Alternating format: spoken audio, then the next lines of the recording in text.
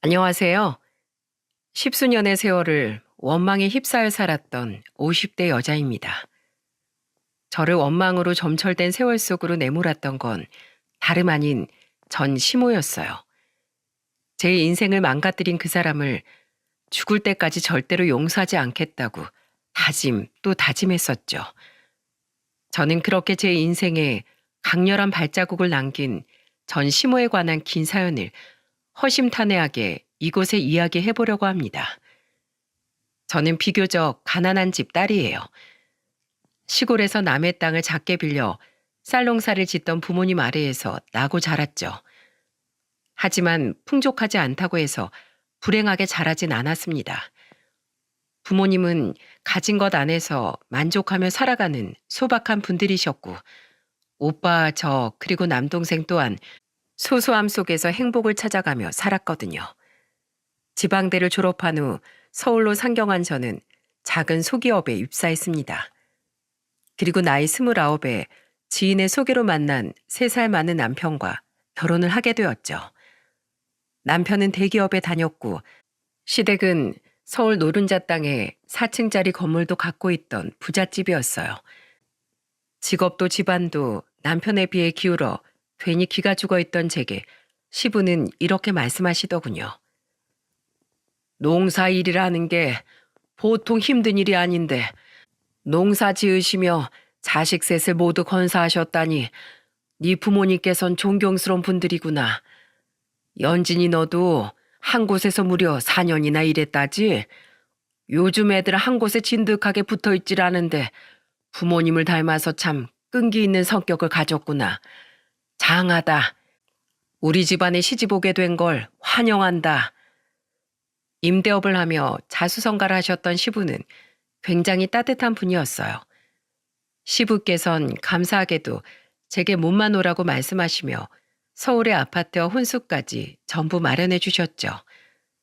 그리고 내심 저를 탐탁지 않아 하는 것 같아 걱정이었던 시모 또한 막상 결혼하고 보니 제게 나름대로 잘해 주시더라고요. 세아가 이따 집에 갈 때 우리 수남이가 좋아하는 반찬들 좀 싸놨으니까 가져가거라. 그리고 시금치 나물이랑 육전도 좀 만들어서 같이 싸놨어. 저번에 보니까 세아가 네가 좋아하는 것 같아서 말이야. 시부모님까지 잘해주시니 제 결혼 생활은 더없이 행복했어요. 저를 쫓아다니다 결혼까지 성공했던 남편은 정말 제게 하늘의 별도 따다 줄 것처럼 굴었습니다. 게다가 결혼한 지 2년 뒤 딸까지 낳으니 남편은 날개라도 있으면 하늘로 날아갈 듯이 기뻐했죠. 아이고 우리 소민이 왔어? 얘는 어쩜 날이 갈수록 우리 수남이 얼굴을 쏙 빼닮아 간다니. 소민아, 할머니 보고 싶었지? 특히 시모께선 남편을 닮은 제 딸이 예뻐서 어쩔 줄을 몰라 하셨습니다. 저는 남편의 권유로 딸을 낳은 후엔 전업주부가 되었고 내조를 하고 딸을 키우며 행복한 나날을 보냈어요. 매일이 너무 행복해서 전 제가 전생의 나라를 구했나 하는 생각까지 들었죠. 한편 결혼 생활을 하다 보니 느낀 건 시모가 자식밖에 모르는 분이라는 점이었습니다. 시댁엔 남편과 각각 2살, 3살 터울인 시동생과 시누이가 있었는데 2사람은 자기밖에 모르는 철부지들이었어요.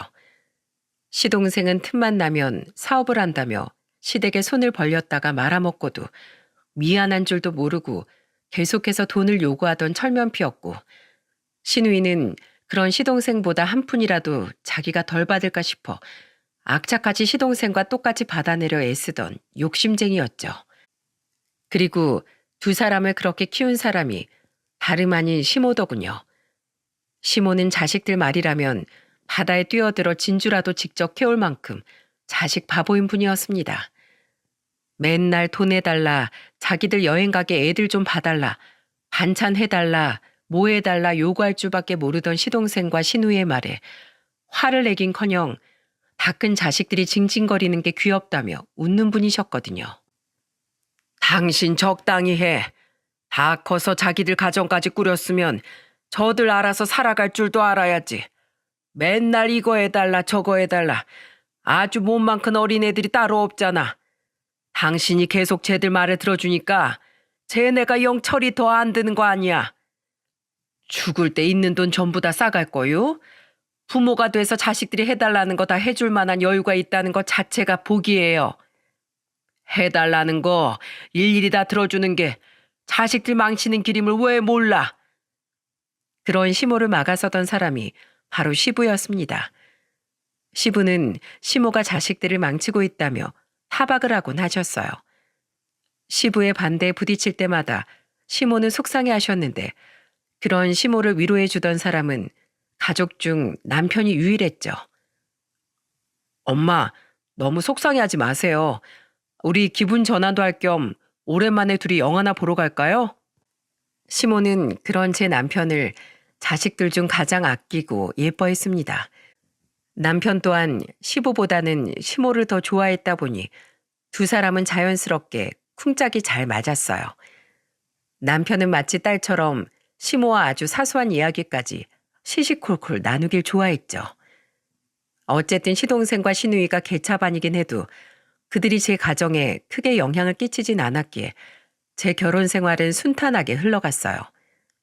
하지만 저의 행복은 결혼한 지 8년 만에 산산조각이 나고 말았죠. 당신 어제도 늦게 들어왔더라? 요새 자주 늦네? 회사 일이 바빠? 오늘도 늦는 거야? 몰라. 일이 일찍 끝날지 늦게 끝날지 내가 어떻게 알아? 당신은 나 기다리는 거 말곤 집에서 그렇게 할 일이 없어? 어느 날부턴가 남편은 퇴근이 늦어지고 제게 냉랭해지더군요. 아이를 위해 일을 그만두라던 남편은 제게 집에서 하는 일이 뭐냐며 저를 무시하기 시작했어요.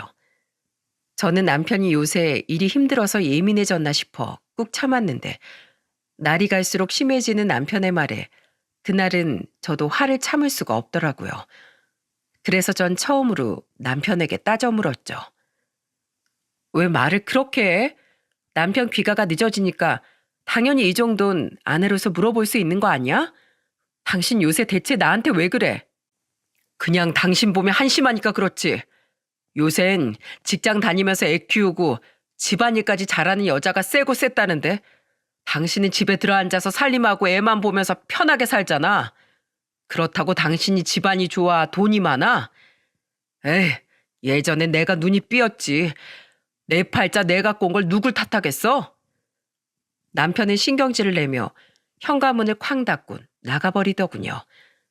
눈물이 났습니다.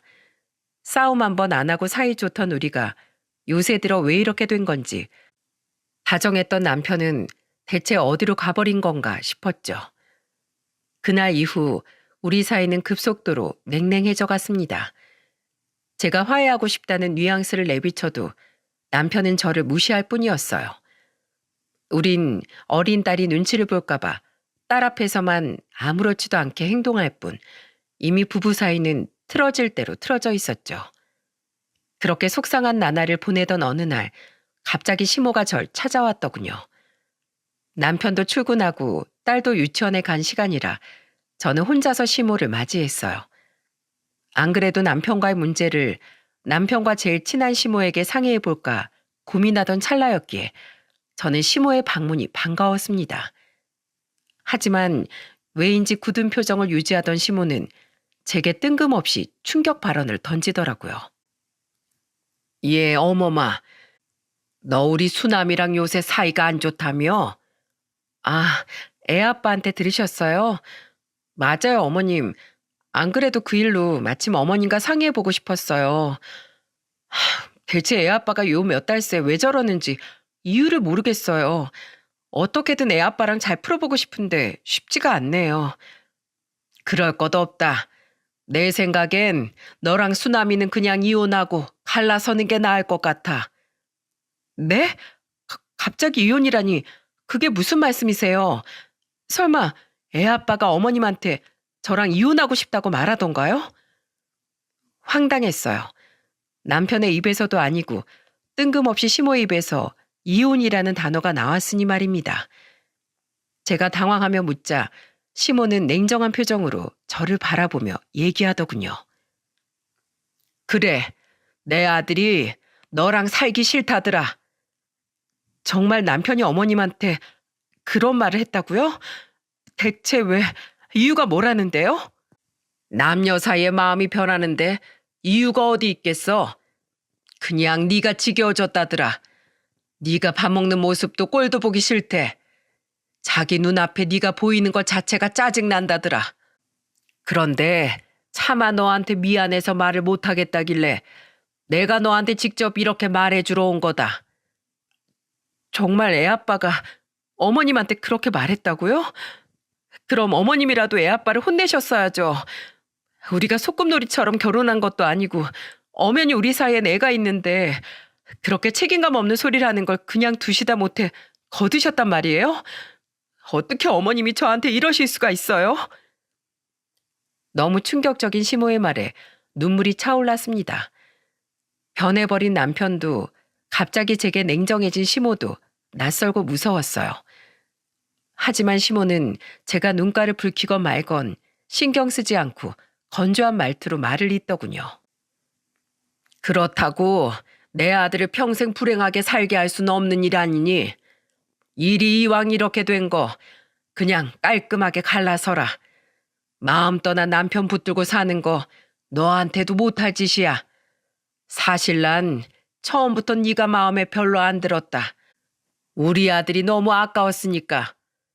그래도 아들이 좋다기에 나도 너한테 잘해주려고 노력했어. 아들이 좋다는 건 나도 좋으니까.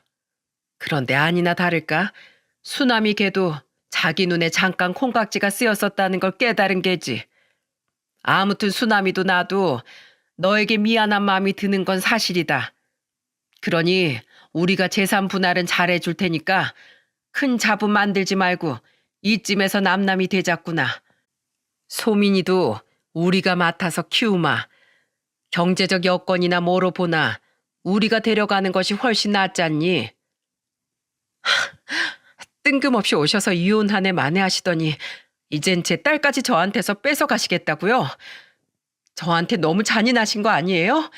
안 돼요. 소민이 절대로 못 드려요. 오늘은 이만 돌아가 주세요. 저 지금 잠시라도 어머님하고 더 같이 있다간 정말 미쳐버릴 것 같으니까. 저는 시모를 떠밀며 집에서 쫓아냈습니다.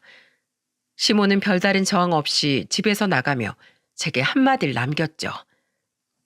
아무튼 난 분명히 말했으니 나머지 수남이랑 잘 얘기해봐라. 뭐가 너랑 소민이를 진짜 위하는 길인지 잘 판단해. 시모가 집에서 나간 후 혼자 남은 전 집이 떠나가라 큰 소리로 울었어요. 커다란 배신감이 제 몸을 휘감았죠. 대체 순탄했던 제 인생에 왜 이런 일이 생긴 건지 믿기지가 않았습니다. 그날 저녁에 남편과 무슨 이야기든 나눠보려고 했는데 남편은 그날도 제가 잠이 들 때까지 집에 들어오질 않더라고요. 그리고 자던 도중 목이 말라 잠에서 깬 저는 거실에서 들려오는 남편의 목소리를 들을 수 있었어요. 남편은 통화 중인 것 같았는데 아무 생각 없이 남편의 말소리를 들은 저는 그만 경악을 하고 말았습니다. 나 집에 잘 들어왔어. 우리 애기도 잘 들어갔지? 집에서 막 통화해도 괜찮냐고? 괜찮아. 애 엄마 지금 자. 얼마나 깊게 자는지 아까 내가 들어오는지도 모르더라. 아줌마 같은 꼴이 아주 꼴 보기가 싫더라고. 조금만 더 기다려줘. 엄마가 오늘 이혼 얘기를 애 엄마한테 꺼냈다고 하니까 금방 정리하고 너한테 갈게. 쥐뿔도 없는 게 얼마나 나한테 매달릴까 생각하면 아주 벌써부터 골치가 아프다. 기가 막혔어요. 단순 변심이 이혼하고 싶은 이유라던 남편은 사실 여자가 생겼던 겁니다. 시모에게 이혼 이야기를 들었을 때보다 더 큰 배신감에 몸이 부들부들 떨렸어요. 낯선 여자에게 사랑을 속삭이는 남편의 모습이 역겹기 짝이 없었죠. 다음 날 전 아무렇지도 않은 척 남편에게 시모가 말한 이혼을 받아들이겠다고 이야기했습니다. 제 말에 남편은 기뻐하는 표정을 숨기지도 않더군요. 이미 마음 떠난 사람을 붙잡고 살면 나만 불행해지겠지. 그래, 이혼하자. 근데 나도 살 곳도 알아보고 이것저것 준비해야 하니까 나한테 시간을 좀 줘. 집 구하게 되면 미리 계약금도 내야 하니까 나한테 돈도 미리 좀 보내주라. 이혼하겠다는 제 말에 신난 남편은 뜻대로 하라며 제가 하는 말에 무조건 고분거리더라고요.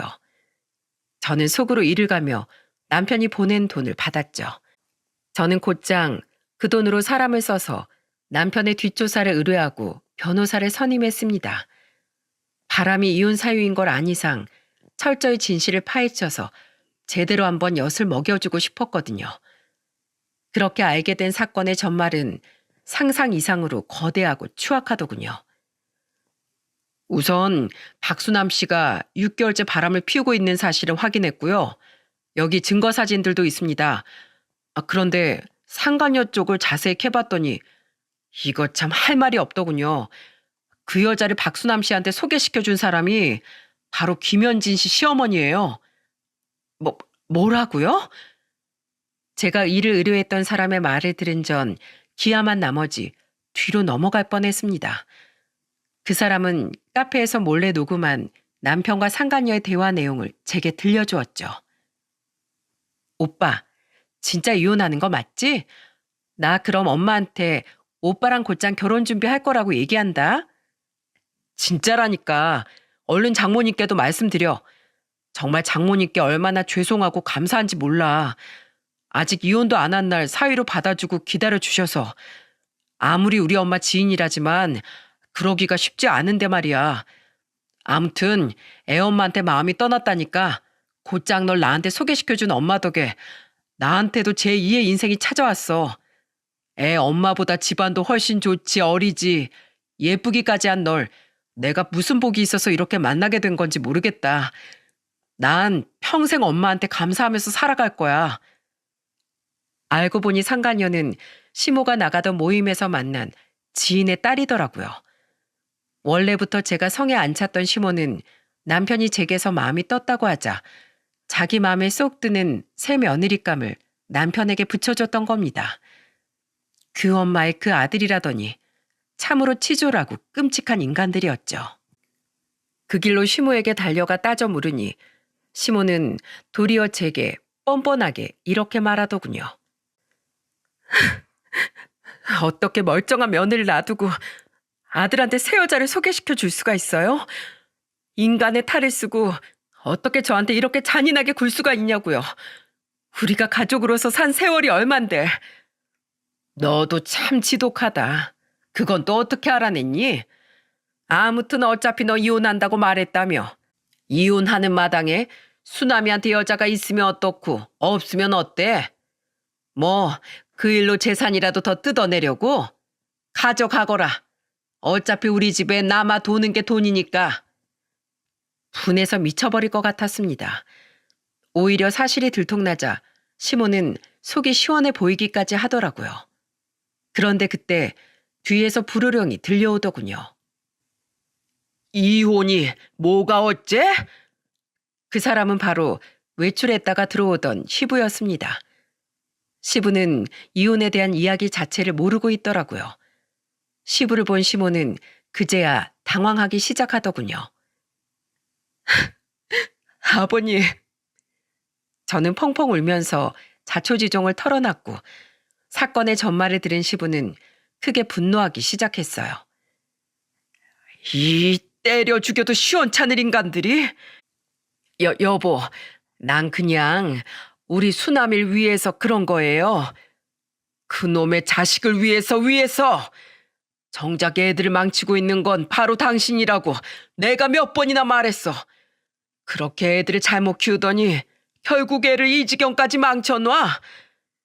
시부는 그 즉시 남편 또한 시댁으로 호출했고 남편은 퇴근하자마자 잔뜩 겁먹은 표정으로 시댁에 들어오더군요. 시부는 손에 잡히는 대로 남편에게 물건들을 던지며 갖은 쌍욕을 하셨습니다. 이 짐승만도 못한 자식아.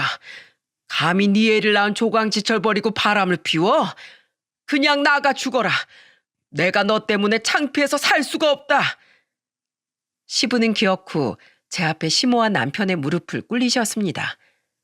고개를 숙인 채 아무 말 못하는 두 사람을 바라보다 저는 남편의 뺨을 냅다 후려쳤죠.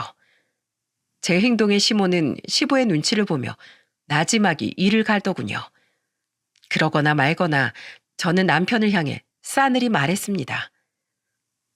마음 같아서 한 대가 아니라 10대, 아니 100대라도 때려주고 싶은데 내가 내 손이 아픈 게 싫어서 참는 거야. 이 의리 없는 자식아, 인생을 왜 그렇게 사냐? 난 앞으로 당신이 평생 불행하길 빌 거야. 당신이 제발 행복해지지 말게 해달라고 저주하고 또 저주할 거라고. 그리고 어머님은 자식을 위해서 한 일이라 하셨지만 어머님은 제가 아는 부모 중 가장 최악의 부모예요.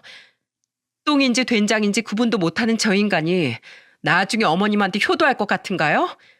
아니요. 부부간의 의리도 모르는 저런 인간은 자식 된 도리도 절대로 안 지킬 거예요. 두고 보세요. 언젠가 제 말을 떠올리면서 피눈물을 흘리실 날이 올 테니까. 할 말을 마친 저는 그대로 시댁에서 나와버렸습니다. 시부는 그런 제 뒤를 쫓아나와 제 손을 잡고 눈물을 흘리시더군요. 정말 미안하다 어머마. 내가 집안 관리를 잘못해서 너에게 너무 큰 상처를 줬구나. 저는 시부에게 아무 말도 하지 않고 고개를 꾸벅 숙여 인사한 후 자리를 벗어났어요. 시부야 무슨 잘못이 있겠냐만 당시 저는 시댁 식구들 자체와 더는 얼굴을 마주하기도 싫었거든요. 남편은 이혼할 때까지 시댁에서 거처하며 집에 들어오질 않더군요. 이후 저는 이혼 소송을 걸었고 남편에게 유리한 재산 분할과 위자료를 받아낼 수 있었습니다. 그리고 남편의 상간녀에게도 마찬가지로 소송을 걸어 위자료를 받아냈죠. 이혼하며 한 가지 마음에 걸렸던 일이 있다면 바로 7살 난 딸이었습니다. 소송과는 별개로 남편과 시모는 끝까지 딸을 데려가고 싶어 했어요. 다른 거 몰라도 소민이는 우리가 너보다 훨씬 잘 키울 수 있다. 우린 교육도 그 어떤 것도 전부 소민이한테 지원해 줄 수 있는 반면 넌 어떻니? 당장 일을 구해 먹고 살기도 빠듯할 텐데 소민이한테 제대로 신경이나 써줄 수 있겠어? 친정이 시골이라 애를 맡길 수도 없잖아. 애 우리한테 보내거라. 우리가 최고의 환경에서 잘 키울 테니. 저는 딸을 데려가고 싶었지만 당장 안정적인 일자리도 없는 마당에 제 욕심 하나만으로 딸을 데려가는 일이 정말 옳은 일인가 싶더라고요. 억지로 딸을 데려올 수도 있었지만 저는 결국 딸을 남편에게 보내기로 했어요. 비록 제겐 끔찍한 일을 저지르긴 했지만 남편과 시모는 저희 딸만은 굉장히 아꼈거든요. 게다가 딸이 자라기엔 시댁의 환경이 훨씬 좋았으니 저는 딸을 위해 아픈 선택을 했죠. 이혼이 마무리된 후 시부는 저를 불러 제게 1억을 따로 건네주시더군요. 그리곤 거절을 하는 제 손을 잡곤 이렇게 말씀하셨죠. 물론 돈으로 네 상처가 낫지 않을 거라는 거 안다. 그래도 받아다오. 못난 자식 가진 부모로서 이렇게나마 너에게 사과의 마음을 전하고 싶구나.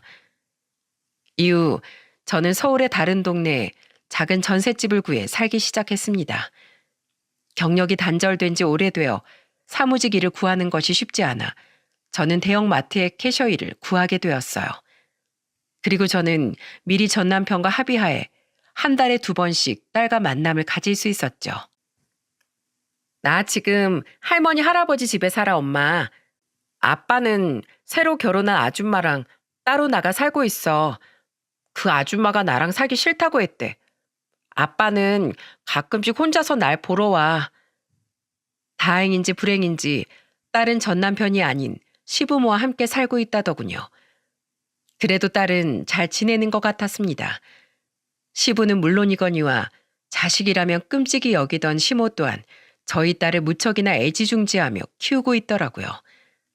제 딸이 불행하면 다시 소송을 걸어서라도 양육권을 빼앗아 오려고 했건만 불행 중 다행이었죠. 하지만 딸의 일과 별개로 저는 한동안 끔찍한 우라병에 시달려야 했습니다. 전 남편보다 시모에게 더 큰 원망을 품은 저는 자다가도 울컥울컥 화가 치밀어 올라 피눈물을 흘리곤 했어요. 그렇게 절대로 전 남편과 시모만은 살면서 용서하지 않겠다는 마음으로 저는 꿋꿋하게 살아갔습니다. 하지만 천벌은 불행해질 거라고 그렇게 기도했던 시모와 전 남편이 아닌 엄한 시부가 받고 말더군요. 이혼한 지 8년 뒤 시부는 그만 뇌출혈로 한순간에 세상을 떠나시고 말았거든요. 딸에게서 시부의 사망 소식을 들은 저는 단정하게 옷을 차려입고 빈소를 향했습니다. 마음 같아선 시댁 인간들과는 2번 다시 마주치고 싶지 않았지만 마지막까지 제게 눈물로 사죄하셨던 시부의 모습이 눈앞에 아른거렸거든요. 시댁에서 유일하게 제 편이 되어주셨던 시부에게 마지막 인사를 드리고 싶었죠. 저 여자가 여길 왜 와? 빈소에 도착하니 전 남편과 새 살림을 차린 상간녀가 대놓고 저를 향해 비아냥댔습니다.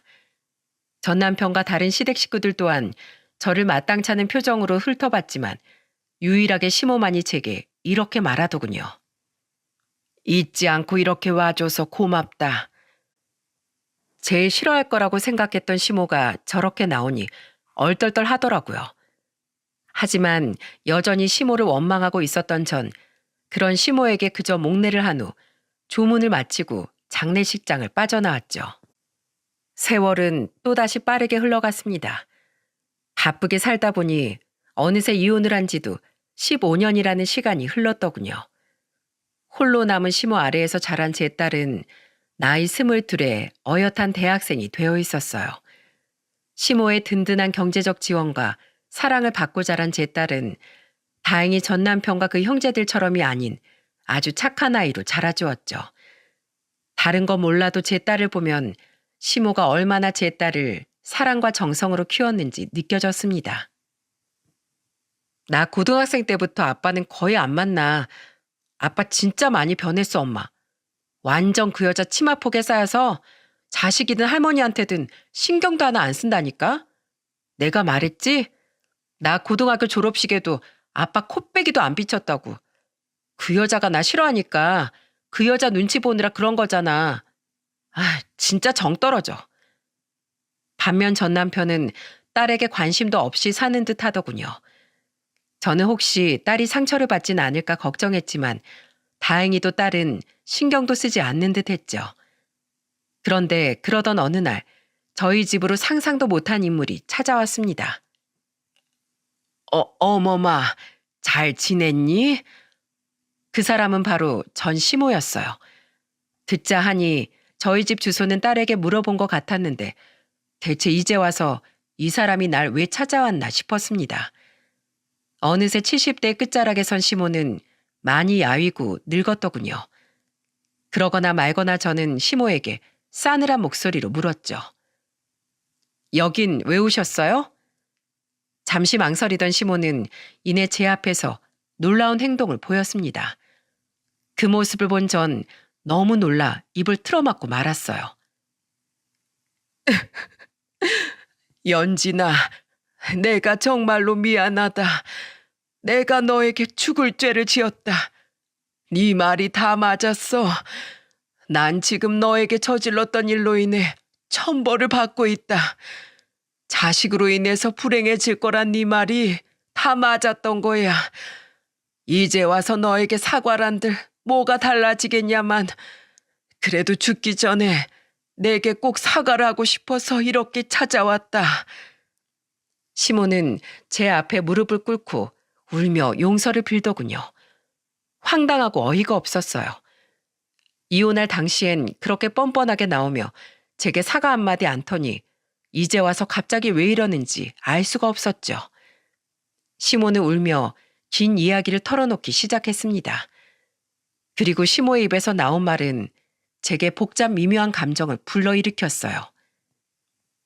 너 그렇게 이혼시키고 처음엔 그래, 좋았다. 내가 원하던 며느리 들이고 수남이 얼굴도 폈으니 내 남편이 날 구박하고 타박하는 일 정도는 아무렇지도 않았지. 그런데 너희 시아비가 세상을 떠나고 나서 모든 게 변했다. 우리가 월세 받고 있던 4층짜리 건물 있지? 네 시아버지가 죽자마자 자식 놈들은 그 건물을 탐내기 시작했어. 생전 안 그러던 수남이까지 지 아내가 뭐라고 구슬렸는지 하루가 멀다 하고 날 찾아와서 건물을 내놓으라고 요구하더구나. 나는 어차피 나 죽으면 자식들에게 줄 재산이니까 좀 일찍 주면 어떤가 싶어서 그 건물을 팔아 거의 80% 가까운 돈을 새 놈에게 공평하게 나눠주었다. 그 뒤로도 새 놈은 내게 남은 재산을 어떻게든 뜯어갔어. 그 놈들을 막아주던 내비가 세상에 없으니 그 놈들은 신이 나서 활개를 쳤지. 그런데 그 놈들은 내게서 돈만 가져갈 뿐 점차 내 집엔 발길이 뜸해지더구나. 심지어 날 그렇게 좋아하던 수남이도 소민이가 있는 우리 집에 자신이 드나드는 걸 새 아내가 싫어한다며 나중에 명절에도 오지 않더라고. 시모는 나중에 가선 거의 오열을 하더군요. 저는 그런 시모를 차마 위로할 마음이 생기지 않아 조용히 시모에게 휴지 곽을 건넸죠. 시모는 눈물을 닦으며 말을 이어나갔습니다. 내가 왜 명절에 안 오냐고 큰며느리에게 전화해서 따졌더니 그 애가 나에게 뭐라는지 아니? 자기가 가봤자 음식밖에 더 하겠냐면서 오기 싫다고 대놓고 말하더구나. 게다가 자기 자식도 아닌 소민이를 보면 재수가 없다면서 말 나온 김에 앞으로 자긴 우리 집에 안 오겠다고 못을 박더라고. 나중에 지인이던 큰며느리 모친에게도 전화해봤더니 그 여자가 내게 이러더구나. 돈 많은 집구석이라 그 집 발사기 같은 상황에서도 자기 딸을 시집 보낸 건데 볼장 다 본 마당에 왜 자기 딸이 홀시어머니를 챙겨야 하냐고 말이야. 그 여편네나 큰며느리나 철저하게 돈 때문에 우리 집과 관계를 맺었던 게지. 큰애가 안 온다고 하자 둘째 며느리도 이때다 싶어서 자기도 더 이상 우리 집엔 안 온다더구나. 막내야 원래도 명절엔 안 오던 애니 명절엔 나랑 소민이 둘이서 쓸쓸하게 보내야 했어. 그렇게 시간이 흐르더니 나중에 새 놈 모두 집엔 코빼기도 안 비추고 날 아주 개무시하더구나. 돈은 돈대로 다 주고 자식 놈들에게 버림받으니 내 인생이 너무 처량해서 견딜 수가 없었다. 소민이 아니었으면 난 진즉에 스스로 생을 마감했을지도 몰라. 난 그저 소민이 하나만 보고 그 잔인한 세월을 버텨냈지. 어멈 네 말이 다 맞았던 거다. 자식들을 금수로 키운 것도 나고 그런 자식들이 돈 없고 힘없는 늙은 날 버린 건 정해진 수순이었던 거야. 내가 어리석었다. 그러다 보니 유일하게 내게 쓴소리를 해준 죽은 남편과 네가 생각나더구나. 그러던 와중에 소민이가 나에게 부탁을 했어. 자기가 유일하게 좋아하는 두 사람이 나랑 네가 잘 지냈으면 좋겠다고 말이야. 그럼 지금 어머님 말은 자식들에게 버림받고 뒤늦게 제가 생각났으니 앞으로 저랑 잘 지내보고 싶다는 말씀이세요? 소민이 부탁을 핑계 삼아서? 혼자 남으니 외로우니까 어줍잖게 사과하는 척하고 지금 제게 기대려는 심보냐고요. 듣다 보니 다시 부하가 치밀어 올랐습니다. 사정이야 안타까웠지만 그걸 왜 제게 와서 하소연을 하나요? 딸을 잘 키워준 건 고맙다지만 제게 그런 끔찍한 일을 저질러 놓고 어떻게 이제 와서 저와 잘 지내보고 싶단 말을 할 수 있답니까? 저는 제 앞에서 무릎 꿇고 울고 있는 노인을 향해 악에 받쳐 소리쳤고 시모는 그런 제게 펑펑 울며 이러더군요. 그런 게 아니다. 어떻게 내가 염치도 없이 이제 와서 너와 잘 지내보고 싶다는 말을 내뱉겠니? 난 그냥 너에게 사과를 하고 싶어서 그리고 마지막 부탁 하나를 하고 싶어서 온 거야. 사과든 부탁이든 전 더는 듣고 싶지 않아요. 무슨 말인가 싶어 들어보니 순 자기 하소연에 자기만 편하고자 하는 사과뿐이잖아요. 게다가 뭐 부탁이요? 뻔뻔하기도 하지. 아직도 나는 가끔 악몽을 꿔요. 그때 당신들이 내게 했던 짓들이 꿈에 나올 때면 식은땀을 흘리며 잠에서 깨고 난다고요. 근데 이제 와서 뭐 용서요? 마지막 부탁이요? 아니요. 난 당신이 우리 소민이를 이렇게 잘 키워주지 않았다면 진즉에 당신을 찾아가 어떤 식으로든 복수를 했을지도 몰라요. 그만큼 난 15년이란 세월을 증오로 얼룩진 고통 속에서 살았다고요. 나가세요. 더 이상 어머님 말 듣고 싶지 않으니까 빨리 내 집에서 나가시라고요. 어, 어머마, 조금만 더 내 말을 들어다오. 어머마. 저는 엉엉 울며 힘없이 제게서 밀려나는 시모를 집 밖으로 내쫓았습니다. 대체 왜 이제 와서 저런 말로 사람 속을 뒤집어 놓는지 정말 이기적이고 최악인 인간이다 싶었죠. 하지만 시모는 포기하지 않고 몇 번이나 더 저를 계속 찾아오더라고요. 그럴 때마다 저는 시모를 문전박대했지만 시모는 한참 동안 문 앞을 떠나지 못하고 자기 말 좀 들어달라며 흐느끼다가 돌아갔습니다. 제발 그만 찾아오세요. 더는 어머니께 들을 말도 없고 듣고 싶지도 않아요. 제발 저 좀 그만 좀 괴롭히세요. 저는 시모를 용서하고 싶지 않았어요. 안타까운 시모의 사정에 설득돼 시모를 동정하고 싶지도 않았죠. 그런데 몇 번은 문전박대 당한 시모는 5번째로 절 찾아온 날엔 제가 거절할 수 없는 또 다른 손님을 데리고 나타났더군요. 엄마, 나 소민이야. 문 좀 열어줘. 그 사람은 바로 제 딸이었습니다. 하다못해 손녀까지 대동하고 나타난 시모의 모습에 저는 진절머리가 나더라고요.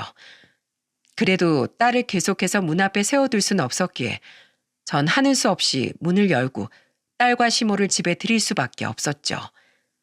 그리고 딸의 입에서 나온 말은 충격 그 자체였습니다. 이젠 소민이까지 데리고 와서 절 괴롭히시는 거예요? 대체 저한테 왜 이러세요? 전 어머님을 용서할 생각이 절대로 없다는데 왜 자꾸 절 찾아오시냐고요? 외로워서 그러세요? 기댈 곳이 필요하세요? 근데 번지수 잘못 찾으셨어요. 어머님이 양심이 있으시면 저한테 그런 걸 바라시면 안 되죠. 엄마, 할머니 뜻은 그런 게 아니야. 엄마가 뭔가 오해를 하고 있는 것 같아. 오해는 무슨 오해? 그런 게 아니면 왜 자꾸 나를 찾아오는 건데? 엄마, 할머니 폐암 말기셔. 집에서 간병해주는 사람도 따로 고용해서 돌봐줄 사람이 필요한 게 아니야. 그저 마지막으로 꼭 엄마에게 할 말이 있다고 엄마에게 그 말만 전할 수 있게 도와달라기에 내가 이렇게 직접 할머니를 모시고 온 거야. 그러니까 할머니 말씀 좀 한 번만 들어줘. 폐암? 전 그제야 너무 많이 말라있던 시모의 모습이 눈에 들어왔습니다. 시모는 힘없이 몇 번 콜록대더니 고개를 숙이곤 눈물을 뚝뚝 흘리더군요.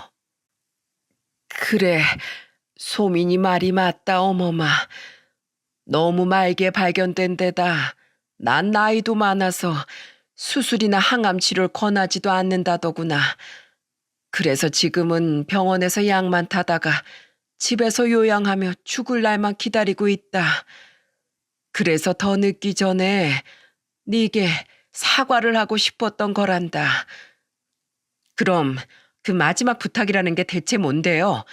그게 뭐기에 자꾸 절 찾아오신 거예요? 힘없는 시모의 말에 저는 떨리는 목소리로 물었습니다. 아무리 시모를 원망했던 저라고 해도 살 날이 얼마 안 남았다는 말에 마음이 약해지더라고요.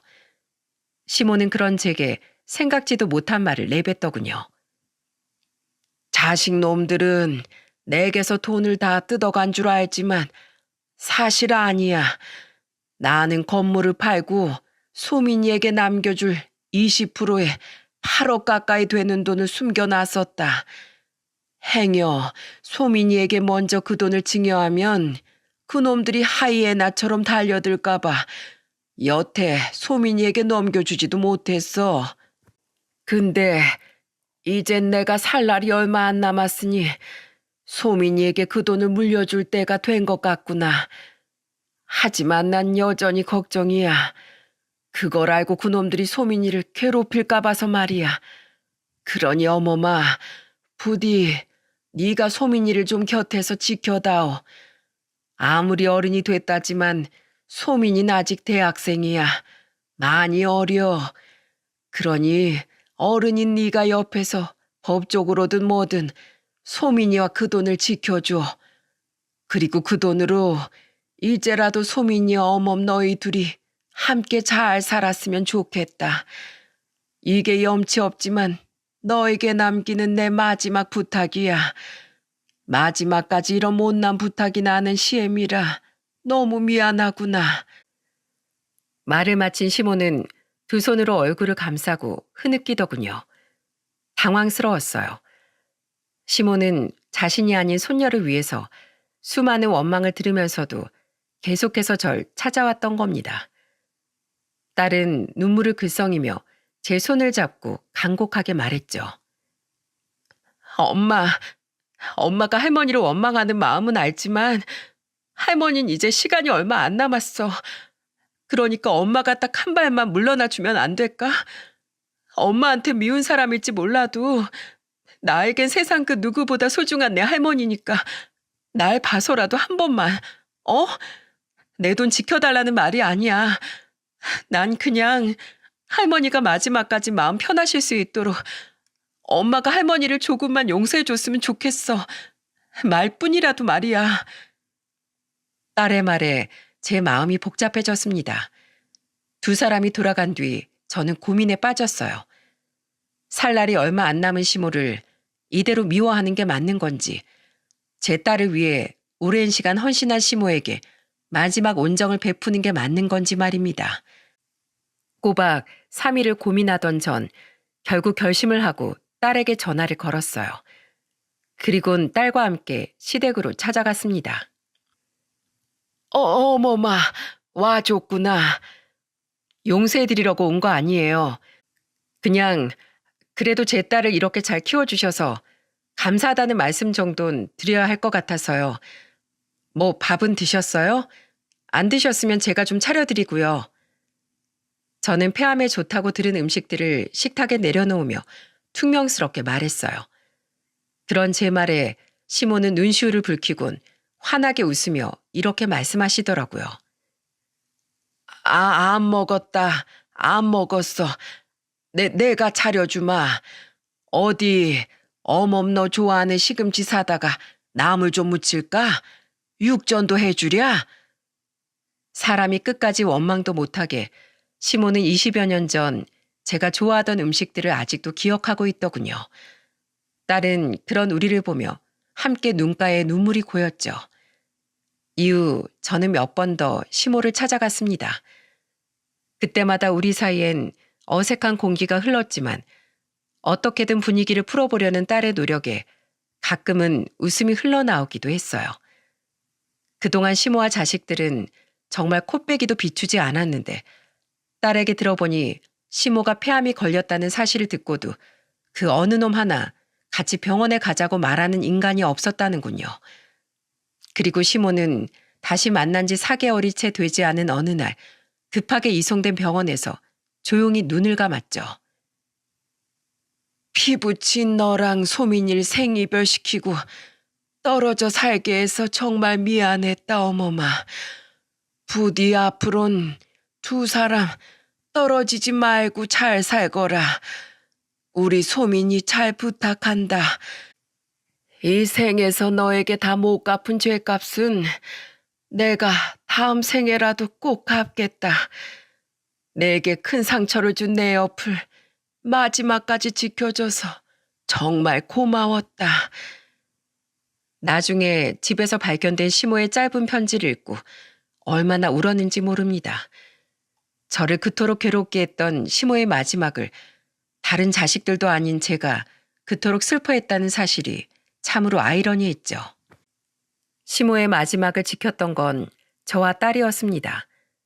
딸이 연락을 돌렸지만 전 남편과 상간녀 그리고 나머지 자식들 또한 빈소를 차린 지 반나절이 지나서야 모습을 드러내더라고요.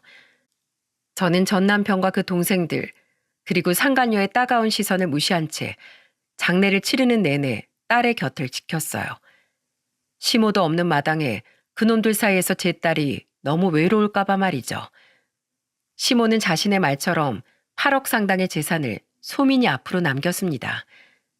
장례가 끝난 후 저는 시모의 집을 처분하고 딸을 저희 집으로 데려왔고 뒤늦게 유산의 행방을 알게 된 내 연놈들은 길길이 날뛰더니 나중에 소송까지 걸어 딸의 재산을 뺏으려고 들더라고요.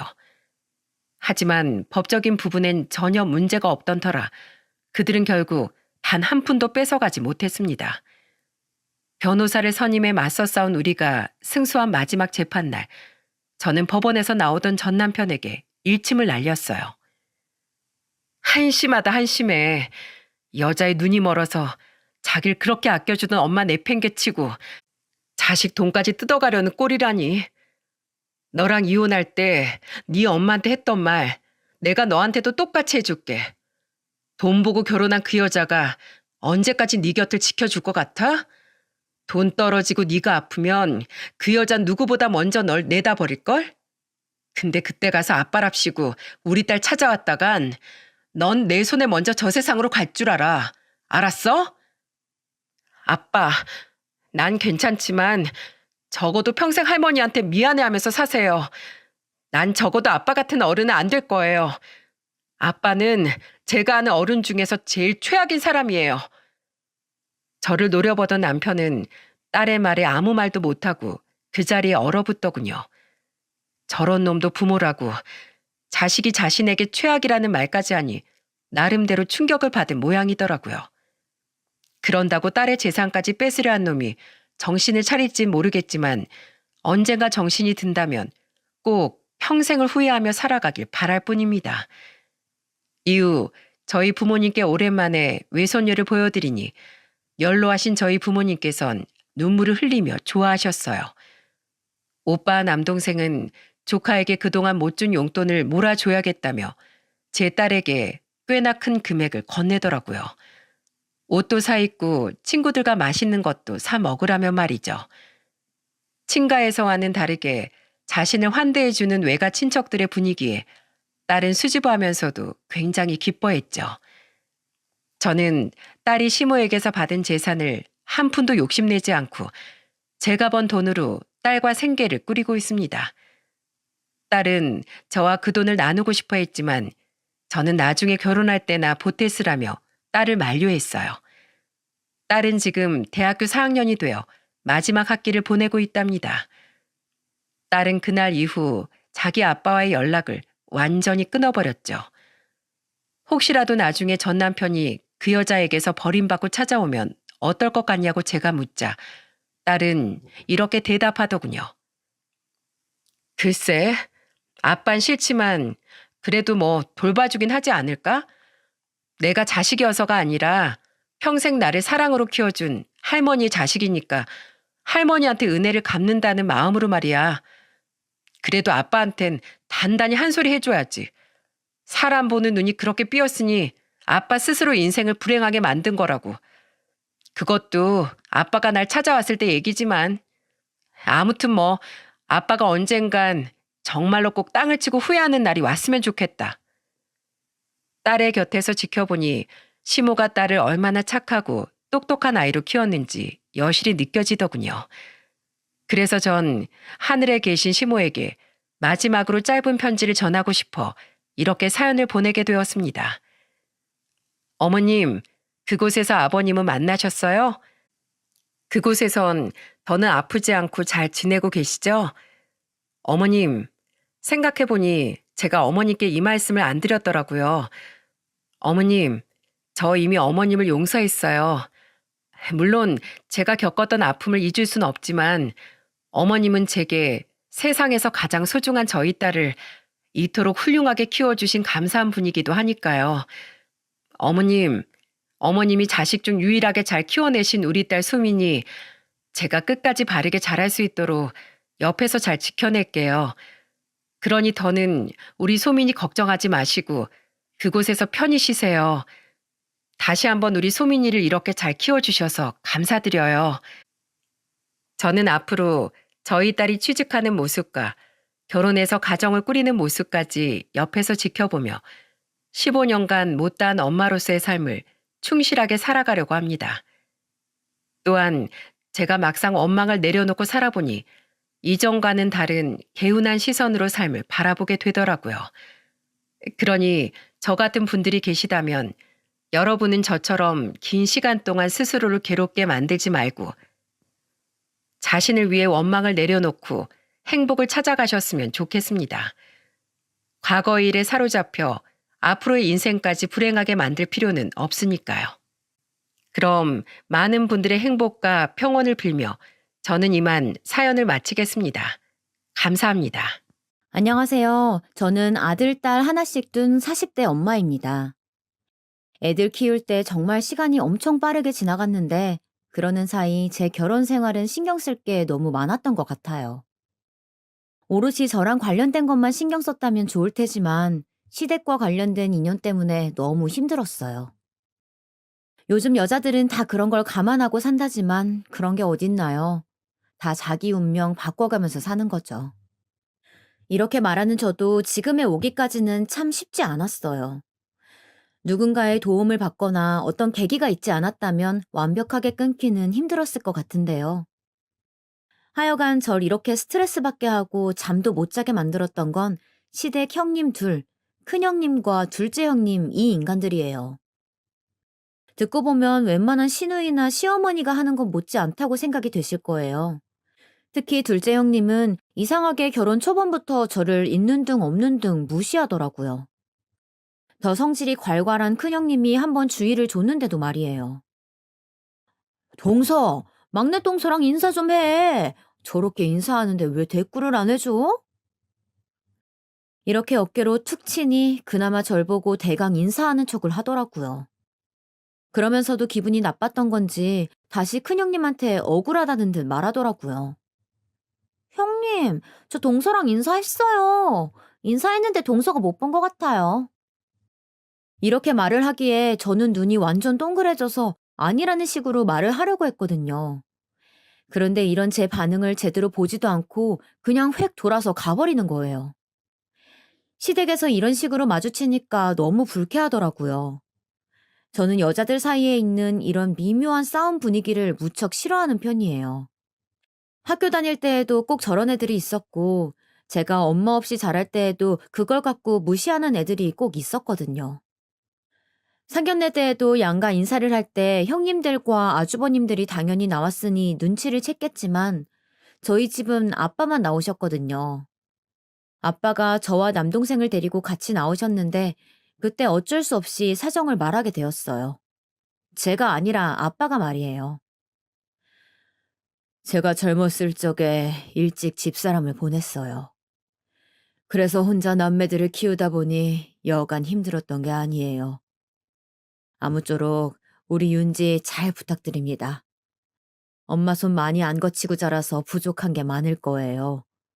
이 녀석이 많이 털털하기도 하고 실수도 하겠지만 그래도 어여삐 봐주시면 감사하겠습니다. 제 딴에는 이런 아빠의 말을 들으면서 얼마나 눈물 콧물이 나던지 근데 이런 부분을 보고 나중에 큰형님이 슬쩍 비꼬는 거예요. 나는 그때 막내동서 무슨 결혼식 웨딩 마치 하는 줄 알았잖아. 그렇게 울 일도 아닌데 상견례에 그 식구들 많은 데서 훌쩍거리니까 너무 당황스러웠어. 동서, 그때 진짜 좀 오바했어. 알긴 알지? 이러면서 깔깔거리는데 좀 당황스럽더라고요. 내가 대체 어떤 분위기 속으로 들어온 건지 실감나지 않았어요. 결혼해서 당연히 시댁 식구들과의 교제가 있을 테고 뭔가 다 처음이라 어려울 거란 생각도 했단 말이에요. 그런데 우리 둘 신경 쓰기도 바쁜데 저 드센 큰형님과 둘째 형님 분위기도 맞춰야 하나 싶어 머리가 아팠어요. 이후로도 저를 무척 화나게 한 일이 있었거든요. 바로 임신했을 때의 일이에요. 그때 저는 만삭 임산부였고 시댁에선 공사를 하고 있을 때였답니다. 근데 우리 형님네는 집들이 엄청 넓어요. 그래서 명절을 치르는 것에 대해서도 아들네에서 하면 좋겠다며 그 말을 큰형님이 본인 입으로 했었거든요. 그런 말을 꺼낸 사람 집에서 하는 게 당연한 논리 아닌가요? 저는 그렇게 알고 준비를 하려고 했는데 명절을 며칠 남겨두고 걸려온 전화는 무척 황당하더라고요. 막내 똥서, 이번에 우리들끼리 얘기를 한번 해야 할 것 같아. 나는 이번에 허리가 좀 안 좋아서 아무래도 우리 집에서 명절 치르긴 힘들 것 같거든. 둘째네도 친정 엄마가 와 계신다나? 아무튼 사정이 이렇게 다 되었어. 그래서 말인데 자기네 집에서 하는 거 어떻게 생각해? 지금 둘러보니까 답이 그 집밖에 없더라고. 그렇다고 전혀 다른 곳에서 할 수도 없잖아. 우리 어머니 명절 중요하게 생각하는 분이시거든. 은근슬쩍 꼭 하라는 식으로 못을 박으니 꼼짝없이 하는 수밖에 없었답니다. 저도 애 낳기 전이었으니까 이때에는 꽤 심신이 약했을 때였나 봐요. 애 낳고 나니까 그 뒤로 걸려오는 제안들은 웬만하면 다 거절하게 되더라고요. 이때 정말 꾸역꾸역 우리 집에서 명절을 치르긴 했는데 형님들이 왜 그렇게 지들이 시누이도 아니면서 굳이 어머님, 아버님 모시고 구정을 보내자고 했는지 알았어요. 아버님이 그때 손주들 용돈을 제법 주셨었거든요. 근데 지네들 집에서 하긴 싫고 용돈들은 받게 해야 하니까 우리 집에서 대신 한 거였어요. 게다가 음식 먹고 난 뒤 설거지도 다 도와줄 것처럼 굴더니 그냥 둘이서 옆에 서가지고 지들끼리 떠드는 거예요. 제가 이 부분에 대해 불만을 갖고 계속해서 말을 하니 남편도 좀 지쳤나 봐요. 며칠 후 형들에게 얘기를 했다는데요. 그런데 아주버님들은 각자 자기 일 신경 쓰느라 바쁘고 웬만해선 아내들이 하는 일을 깊게 생각하고 싶어 하지 않으셨나 봐요. 형들한테 욕만 잔뜩 먹었어. 둘 다 나랑 나이 차이도 좀 있고 나는 형들이 늘 어렸거든. 본인들이 볼 때에는 내가 형수님들 험담하는 것처럼 들렸나 봐. 어쩔 수 없지 뭐. 아, 진짜 머리 아프다. 나는 그냥 차라리 우리 형수님들이랑 자기랑 안 엮였으면 좋겠어. 남편도 어지간히 피곤했으면 이런 말을 한 건지. 안 그래도 회사 안에 아줌마 동료들끼리 기싸움을 하느라 거기서도 이리저리 터지는 중이었거든요. 집에서만은 편안하고 싶다고 말하는데 좀 안쓰럽더라고요. 그래서 이때 남편의 말을 듣고 저는 거리를 좀 두려고 했는데요. 그렇게 오가는 중에 몇 년이 훌쩍 지나 저도 제 발등을 스스로 찍게 된 사건이 있었어요. 애를 좀 키우다 보니 교육적인 부분에서 고민이 많은 거예요. 그런데 큰 아주버님과 형님이 영어학원을 운영하고 있었거든요. 제법 작지 않은 큰 곳을 운영하고 계셨는데 사실 이건 본인들의 순수한 노력이 아니긴 했어요. 지인이 하던 학원을 인수해서 하는 건데 그 명성이 꽤 오래 갔던 것 같더라고요. 나름 좋아 보이긴 했기 때문에 꽤 고민이 되었어요. 이쯤 되니 남편도 한창 복작복작하고 논란이 있었던 게 몇 년 지났으니까 괜찮다고 생각을 했나 봐요. 본인이 먼저 제안을 하더라고요. 우리 유성이 형네 학원 한번 보내볼까? 거기 워너빈도 있고 평도 좋은 편이야. 형은 다른 사업하느라 신경 거의 못 쓰고 지금은 실질적으로 형수님이 다 하고 계시긴 한데 당신도 너무 어려워 말고 한번 상담해봐. 아무리 그래도 조카가 가는 거니까 잘 해주겠지 뭐. 좋은 게 좋은 거잖아. 이 말을 들으니까 저도 좀 끌렸던 게 이쯤 우리가 막 이사를 와서 그 주변에 아는 곳이 아무것도 없었어요. 그때 그나마 조심스레 어머니께 한번 연락해서 이런 내용에 대해 상담을 했었답니다. 어머니가 이런 부분은 얘기를 잘 들어주시는 편이었거든요. 근데 나름 고민이 많으신 것 같더라고요. 형제들끼리 하면 좋은 것 같긴 한데 제가 알기론 어머님도 썩 형님네를 그렇게 좋아하시는 건 아니었어요. 그렇게 해서 보내는 거는 네 마음인데 큰애랑 별일 없겠어? 너도 알겠지만 걔가 보통 깐깐한 애가 아니잖니. 거리도 멀다고 하고 버스가 그쪽까지 가지도 않는다며. 그럼 네가 애 둘 키우는데 왔다 갔다 할 수 있겠어? 사실 어머니 말이 단 하나도 틀린 게 없기는 했어요. 그런데 저도 참 자식이 뭔지 말이에요. 애가 슬슬 영어 재미를 느끼면서 공부를 하고 싶다고 하니 고민이 되는 거예요. 이 정도면 한다고 할 때 시켜는 줘야 하는 게 부모 아닌가 별 생각이 다 들더라고요. 그래서 고민하다가 형님께 연락을 했는데 제 쪽에서 먼저 연락한 게 얼마 안 돼서 그런지 몰라도 무척 신기해 하시더라고요. 게다가 시간이 좀 지나서 그런 건지 몰라도 그냥 마냥 반가워하는 기색이셨어요. 시간 지나서 생각해보면 이것도 순전히 자기네한테 돈 쓰니까 좋아했던 건데 말이에요. 어머, 드디어 유성이도 학원 보내는구나? 그래, 사실 진즉 다니게 했어야지. 그런데 우리 학원은 자기네 이사 온 집까지는 셔틀을 안 보내는데 자기가 알아서 라이딩 해주고 할 수 있어? 우리가 해주면 좋긴 한데 그렇게 하면 동선이 다 꼬이거든. 저도 이건 이미 어느 정도 각오를 했던 거라 어쩔 수 없다고 생각했어요. 그래서 그냥 상관없다고 하고 가서 둘러본 뒤 등록을 했답니다.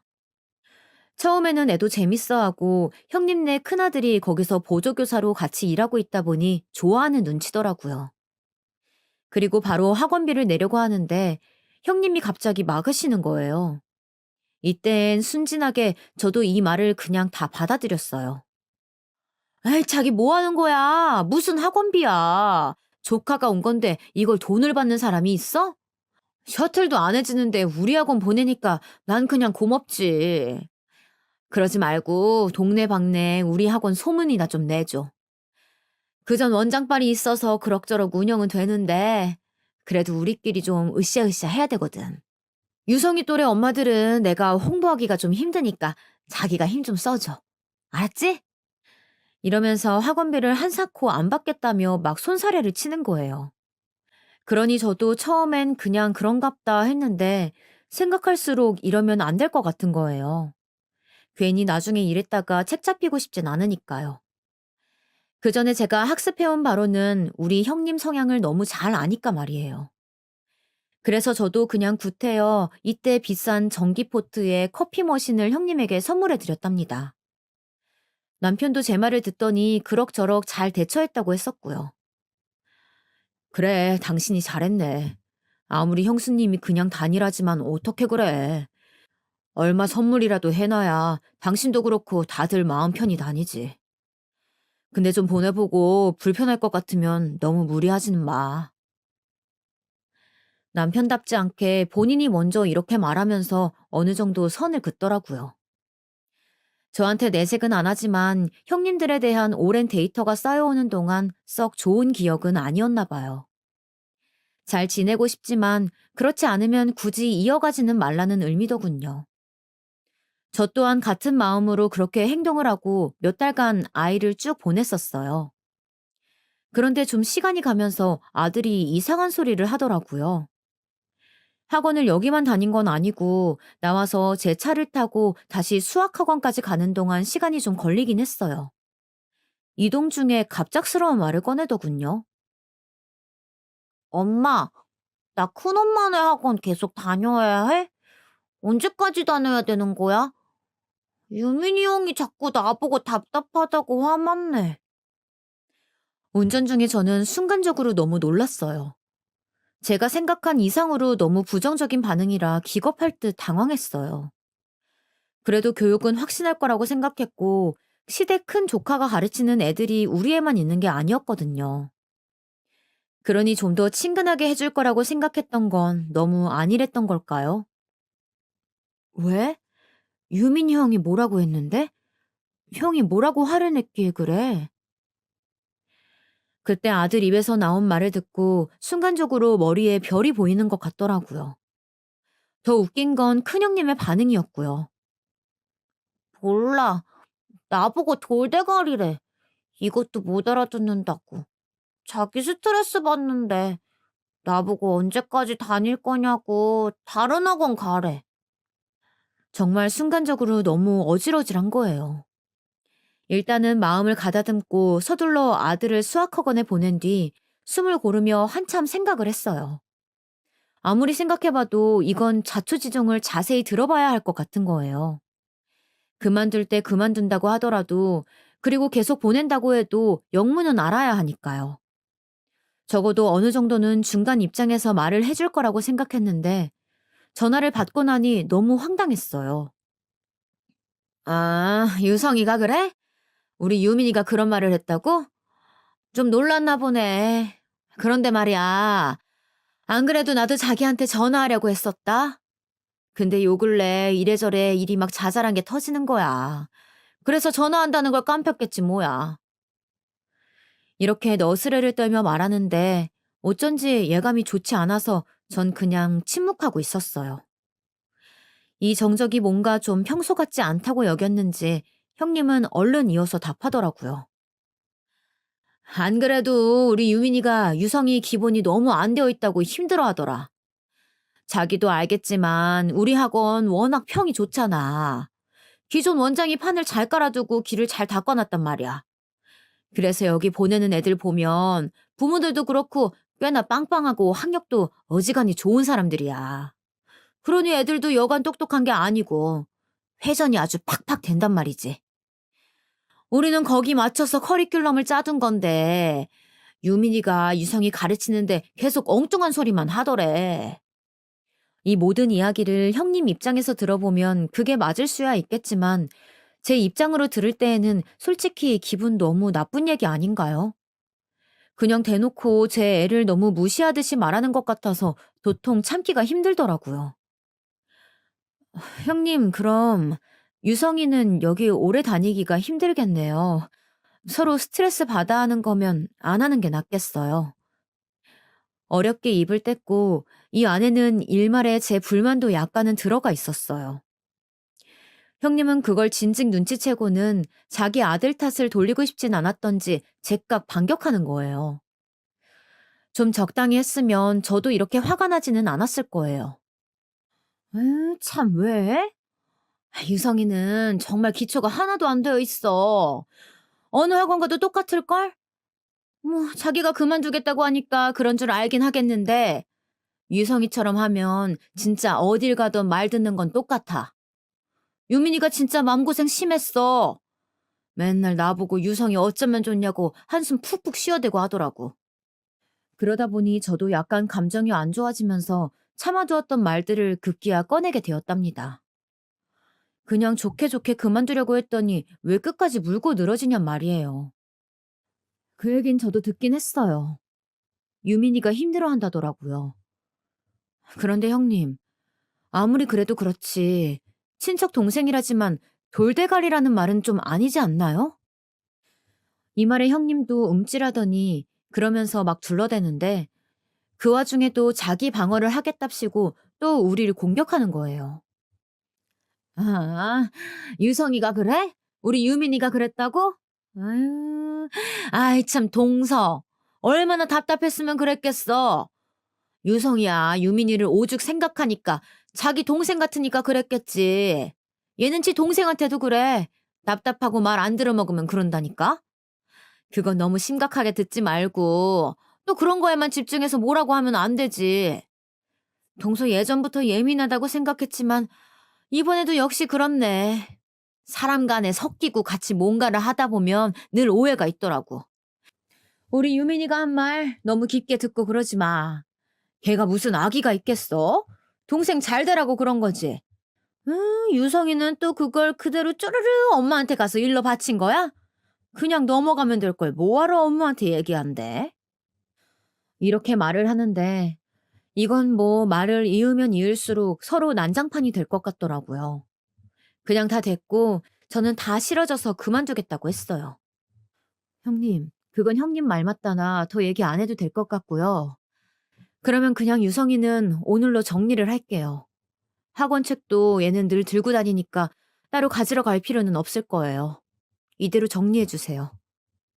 그러다 형님은 아무래도 마무리가 자기 아들이 해버린 막말로 끝나는 게 싫었는지 끝까지 자꾸 참견질을 하는 거예요. 아, 그래, 그래. 저기 그러면 정동서가 힘들다면 어쩔 수 없지. 그런데 유성이를 그렇게 키워서 되겠어? 힘들다고 할 때마다 엄마가 계속 움찔하고 그러면 앞으로 중고등 공부는 어떻게 시키려고 해? 학원 자꾸 바꿔줘 가면서 보내면 끈기가 없다니까? 뭐 일단은 자기가 그만두겠다고 하니까 그렇게 하는데 난 유성이가 너무 걱정돼서 하는 말이야. 기초가 너무 안 되어 있으니까 자기가 좀 끼고 공부를 시켜봐. 그래 놓고 다시 보내야지. 안 그러면 유성이 저 상태로는 어딜 가든 똑같이 채이고 욕먹는다니까? 여기까지 이야기가 오면서 저는 형님과는 더 할 얘기가 없다고 생각했고 일단 끊어버렸어요. 그런데 도무지 분이 풀리지 않는 거예요. 이 얘기를 저도 참 나름 고민하다가 남편한테 얘기해봤자 안 풀릴 것 같아서 어머니한테 했어요. 어머니는 그나마 객관적으로 좀 들어주실 것 같았거든요. 자초지종 다 들으시더니 어머니도 좀 언짢아 하시더라고요. 이게 뭐 딸 자식과 며느리의 이야기가 아니라 어머니에겐 모두 같은 손주들이 있는 며느리들 사이에서 일어난 일이니까요. 아이고 참. 큰애 걔는 말을 왜 그렇게 한다냐. 아, 유민이 녀석 어디 동생한테 돌대가리라고 해. 그 녀석 진짜 등짝 좀 얻어맞아야 해. 아무렴 둘이 나이 차이가 얼마인데 당연히 모를 수도 있는 거지. 그거 가르쳐주라고 지 작은 엄마가 보낸 거 아니야. 그럼 잘 가르쳐줄 생각을 해야지. 그렇게 성질만 내면 어떡해. 하다 보니 저는 정말 점점 감정이 복받쳐 오르면서 별 얘기를 다 하게 되었어요. 어머니 저 진짜 너무 속상한 게요. 학원비 얘기했는데 내지 말라고 하시길래 달마다 선물을 보냈어요. 그런데 형님이 마무리에 하시는 말씀이 돈도 안 받고 가르쳐줬는데 고마운지 모른다고 하시는 거예요. 제가 한 말 그대로 형님은 저렇게 말했거든요. 무슨 학원비를 안 받고 가르쳐줬다는 건지 어이가 없었어요. 저는 학원비에 상응하는 어쩌면 그보다 더 나갈 수도 있는 선물을 달마다 보냈었다고요. 비싼 소형 가전들부터 시작해서 몇 달 보내는 동안에 월초마다 그렇게 결제해서 학원으로 배송해드리곤 했어요. 나중에 말 나오는 게 싫어서 말이에요. 그래놓고 끝에 가서 세상 정 많고 사랑 많은 큰엄마로서 받아준 양 말을 하지 뭐예요. 어머니는 결국 혀를 찢찢 차시더군요. 아니 거기다가 차로 데려다 주지도 않았고 네가 왔다 갔다 했다면서 왕복으로 40분 걸리는 게 말이 쉽지. 매일 초등학생 애를 어떻게 그렇게 태워다 주고 오고 하냐. 제가 이렇게 말한 이유는 정작 형님 본인은 자기네 집 막둥이가 초등학교 저학년인데 걔 혼자 학원 돌리기 안쓰러워서 본인이 데려다 주고 오고 했어요. 학원 자리 비우고 다른 선생님들한테 맡겨두고 그렇게 차로 바쁘게 라이딩하면서 자기 애 학원 보내고 데리러 오고 했거든요. 그럼 누구보다 제 환경을 잘 알 텐데 저는 무척 만만해 보였는지 그렇게 생각해 주지 않더라고요. 심지어 우리 애가 학교 친구 2명을 더 데려와서 같이 다녀줬는데 고마운 줄 모르고 말이에요. 결국 우리 애가 그만두니 얘네들도 학원까지 태워다 주고 데려다 줄 사람이 없어지잖아요. 동시에 셋이 그만둬 버리니까 형님도 뭔가 애가 탔던지 나중에 연락이 왔지 뭡니까? 저 동서, 우리 셔틀 기사님한테 마지막에 동선 하나 더 추가해서 그쪽 학교로 돌아달라고 부탁해놨어. 그러니까 걱정하지 말고 애들 보내. 내가 유민이한테도 잘 얘기했으니까 유성이 잘 봐줄 거야. 자기는 그런 뜻으로 말한 거 아니라고. 작은 엄마가 오해하신 것 같다고 하더라. 내 말이 맞지? 그러니까 내일부터 유성이랑 그 학교 애들 셔틀에 태우면 돼. 내가 시간 말해줄게. 이렇게 말하는데 전 어이가 없어서 말을 툭 끊었어요. 아니요, 형님. 저는 그때 말씀드렸잖아요. 안 보낸다고요. 학원 안 보낸 지 며칠이 지났고 그 엄마들도 다른 데 알아보고 있어요. 저도 집에서 당분간 제가 끼고 가르칠 생각이고 앞으로 학원들도 빈틈이 없이 짜져 있어서 그거 바꾸기 힘들어요. 저희는 이제 신경 안 쓰셔도 될 것 같아요. 저도 말에 감정이 많이 담겨 있긴 했지만 형님은 자기 잘못도 주제를 모르고 그 상황에 기분이 나빴던 모양이에요. 그건 어느 정도 이해할 수 있는데 거기서 하면 안 되는 말을 저에게 해버린 거예요. 애들끼리는 돌대가리라는 말이 오가면서 상처를 주었다면 형님은 저에게 사회성이라는 말을 들먹이더군요. 이 말은 오랫도록 제 안에 가시지 않는 상처, 그리고 분노의 버튼이 되어버렸어요. 동서는 왜 그렇게 성급해? 나랑 그날 얘기해보고 좀 기다려보지 그랬어. 그날도 동서가 갑자기 얘기한 거 아니야. 바로 위에 동서는 이런 식으로 일 안 해. 자기는 내가 좀 잘 지내보겠다고 유성이 챙기면서 학원비도 안 받고 다니게 해준 건데 이렇게 일을 무자르듯 그냥 확 잘라버리니까 내가 너무 서운하네? 뭐 안 보내겠다고 하니까 그래 알겠는데 동서는 참 사회성이 없다. 사람들 관계를 이렇게 그냥 막무가내로 본인 하고 싶은 대로 했다가 이랬다가 저랬다고 하면 안 되는 거야. 그러면서 막판에는 정말 건드리면 안 되는 부분을 건드려 저를 폭발하게 만들었어요. 엄마가 그러면 애가 뭘 보고 배우겠어? 유성이도 끈기 없이 저렇게 학원 다닐 때마다 그만두려고 할 거 아니야. 우리 유민이 말로는 유성이가 참 사회성 없어 보인다고 하더라. 내가 동서 볼 때 느끼는 건데 얘네들도 애들끼리 똑같이 느끼는 거야. 하여간 내 말 잘 새겨 듣고 그럼 나도 자기가 학원 안 보낸다고 했으니까 그리 할게. 그럼 전화 끊어. 이렇게 집단에 지가 뭐라고 잔뜩 삐져서는 온갖 폭탄을 투하해버리곤 전화를 끊어버리는 거 있죠. 이날 저는 잠을 잘 수가 없이 너무너무 화가 나서 분노의 이를 갈게 되었어요. 형님이 저에게 했던 말들에는 5만 가지 상처를 주는 말들이 가득 들어있었거든요. 그냥 조용히 끊겠다는데 그걸 못 참고 애들 돈줄 끊기는 게 아쉬워서 거의 협박하듯 저에게 악담을 마구 쏟아낸 거 아니에요. 게다가 멀쩡한 저를 지적하면서 사회성이 있네 없네 모든 책임이 다 저에게 있는 양 마구 밀어내더라고요. 솔직히 제가 말을 안 해서 그렇지 여기 학원 보내는 엄마들 몇몇과 얘기했는데 그때도 좀 고민했었어요. 유성이 엄마, 오늘도 이렇게 보내요? 시간 되면 애들 나올 때까지 커피 한잔 할래요? 엄마들 두어 명이 말을 걸어오길래 저도 그러자고 했고 마침 애가 학원에서 다시 나오려면 4, 50분 기다려야 해서 같이 카페로 움직였어요. 이분들은 제가 우리 형님과 가족 관계인지 모르니까 그냥 하는 말이었지만 학원이 마음에 안 든다는 어투로 그것도 원장인 우리 형님 험담을 하더라고요. 솔직히 이전 원장님이 좋았는데 우리 애 딱 중요한 시기에 저렇게 일임하고 그만두셨잖아요. 그래서 학원을 바꿀 생각도 못했고 몇 달 더 보내보자는 생각으로 보내고 있는 거예요. 근데 보면 볼수록 새 원장님은 좀 뭔가 되게 표독스럽기도 하고 애들도 대충대충 대하는 게 느껴지더라고요. 얼마 전에 우리 애도 원장님 무섭다고 하는데 딴 데를 빨리 알아봐야 하나 싶어요. 그러자 또 다른 엄마도 거들더군요. 우리 애도 그러더라고. 원장님이 자기 아들을 데려와서 뭐 보조교사로 쓰나 본데 뭐 대학생이래. 그런데 가르치면서 그렇게 애들한테 화를 촉촉 내나 봐. 유성이네는 별 얘기 없어요? 전반적으로 사람 하나를 볼 때의 눈은 대부분 비슷하다더니 이들도 비슷한 감정을 갖고 있는 게 신기하기도 하면서 어이가 없었어요. 저는 괜히 입댔다가 잘못 소문나면 저만 곤란해지니 그냥 무조건 모른다고 입을 닫기는 했어요. 엄마들 사이 말소문이라는 게 무서운지라 나중에 파고 들어가면 누구 입에서 나왔는지 근원을 따지거든요. 이 엄마들이야 우리 형님과 다시 안 볼 사이고 학원 그만두면 끝인 관계니까 괜찮을 거예요. 그런데 저야 나중에 조금이라도 같이 동조했거나 말을 했다는 게 알려지면 아주 골치 아파지거든요. 그래서 그냥 끝까지 잘 모르겠다. 우리 애는 학원에서 듣고 온 얘기가 없다. 이렇게 둘러댔어요.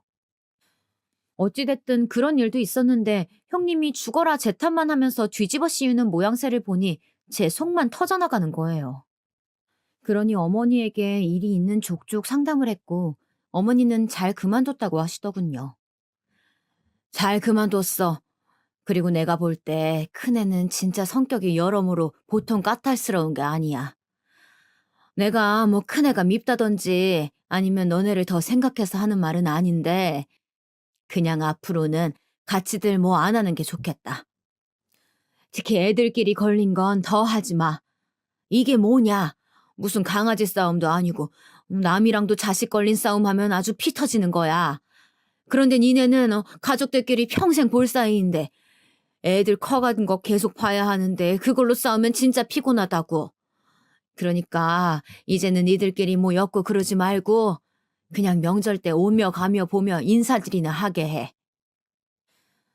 아무래도 어머니 입장에선 손주 걱정이 더 크지 않으셨을까 싶어요.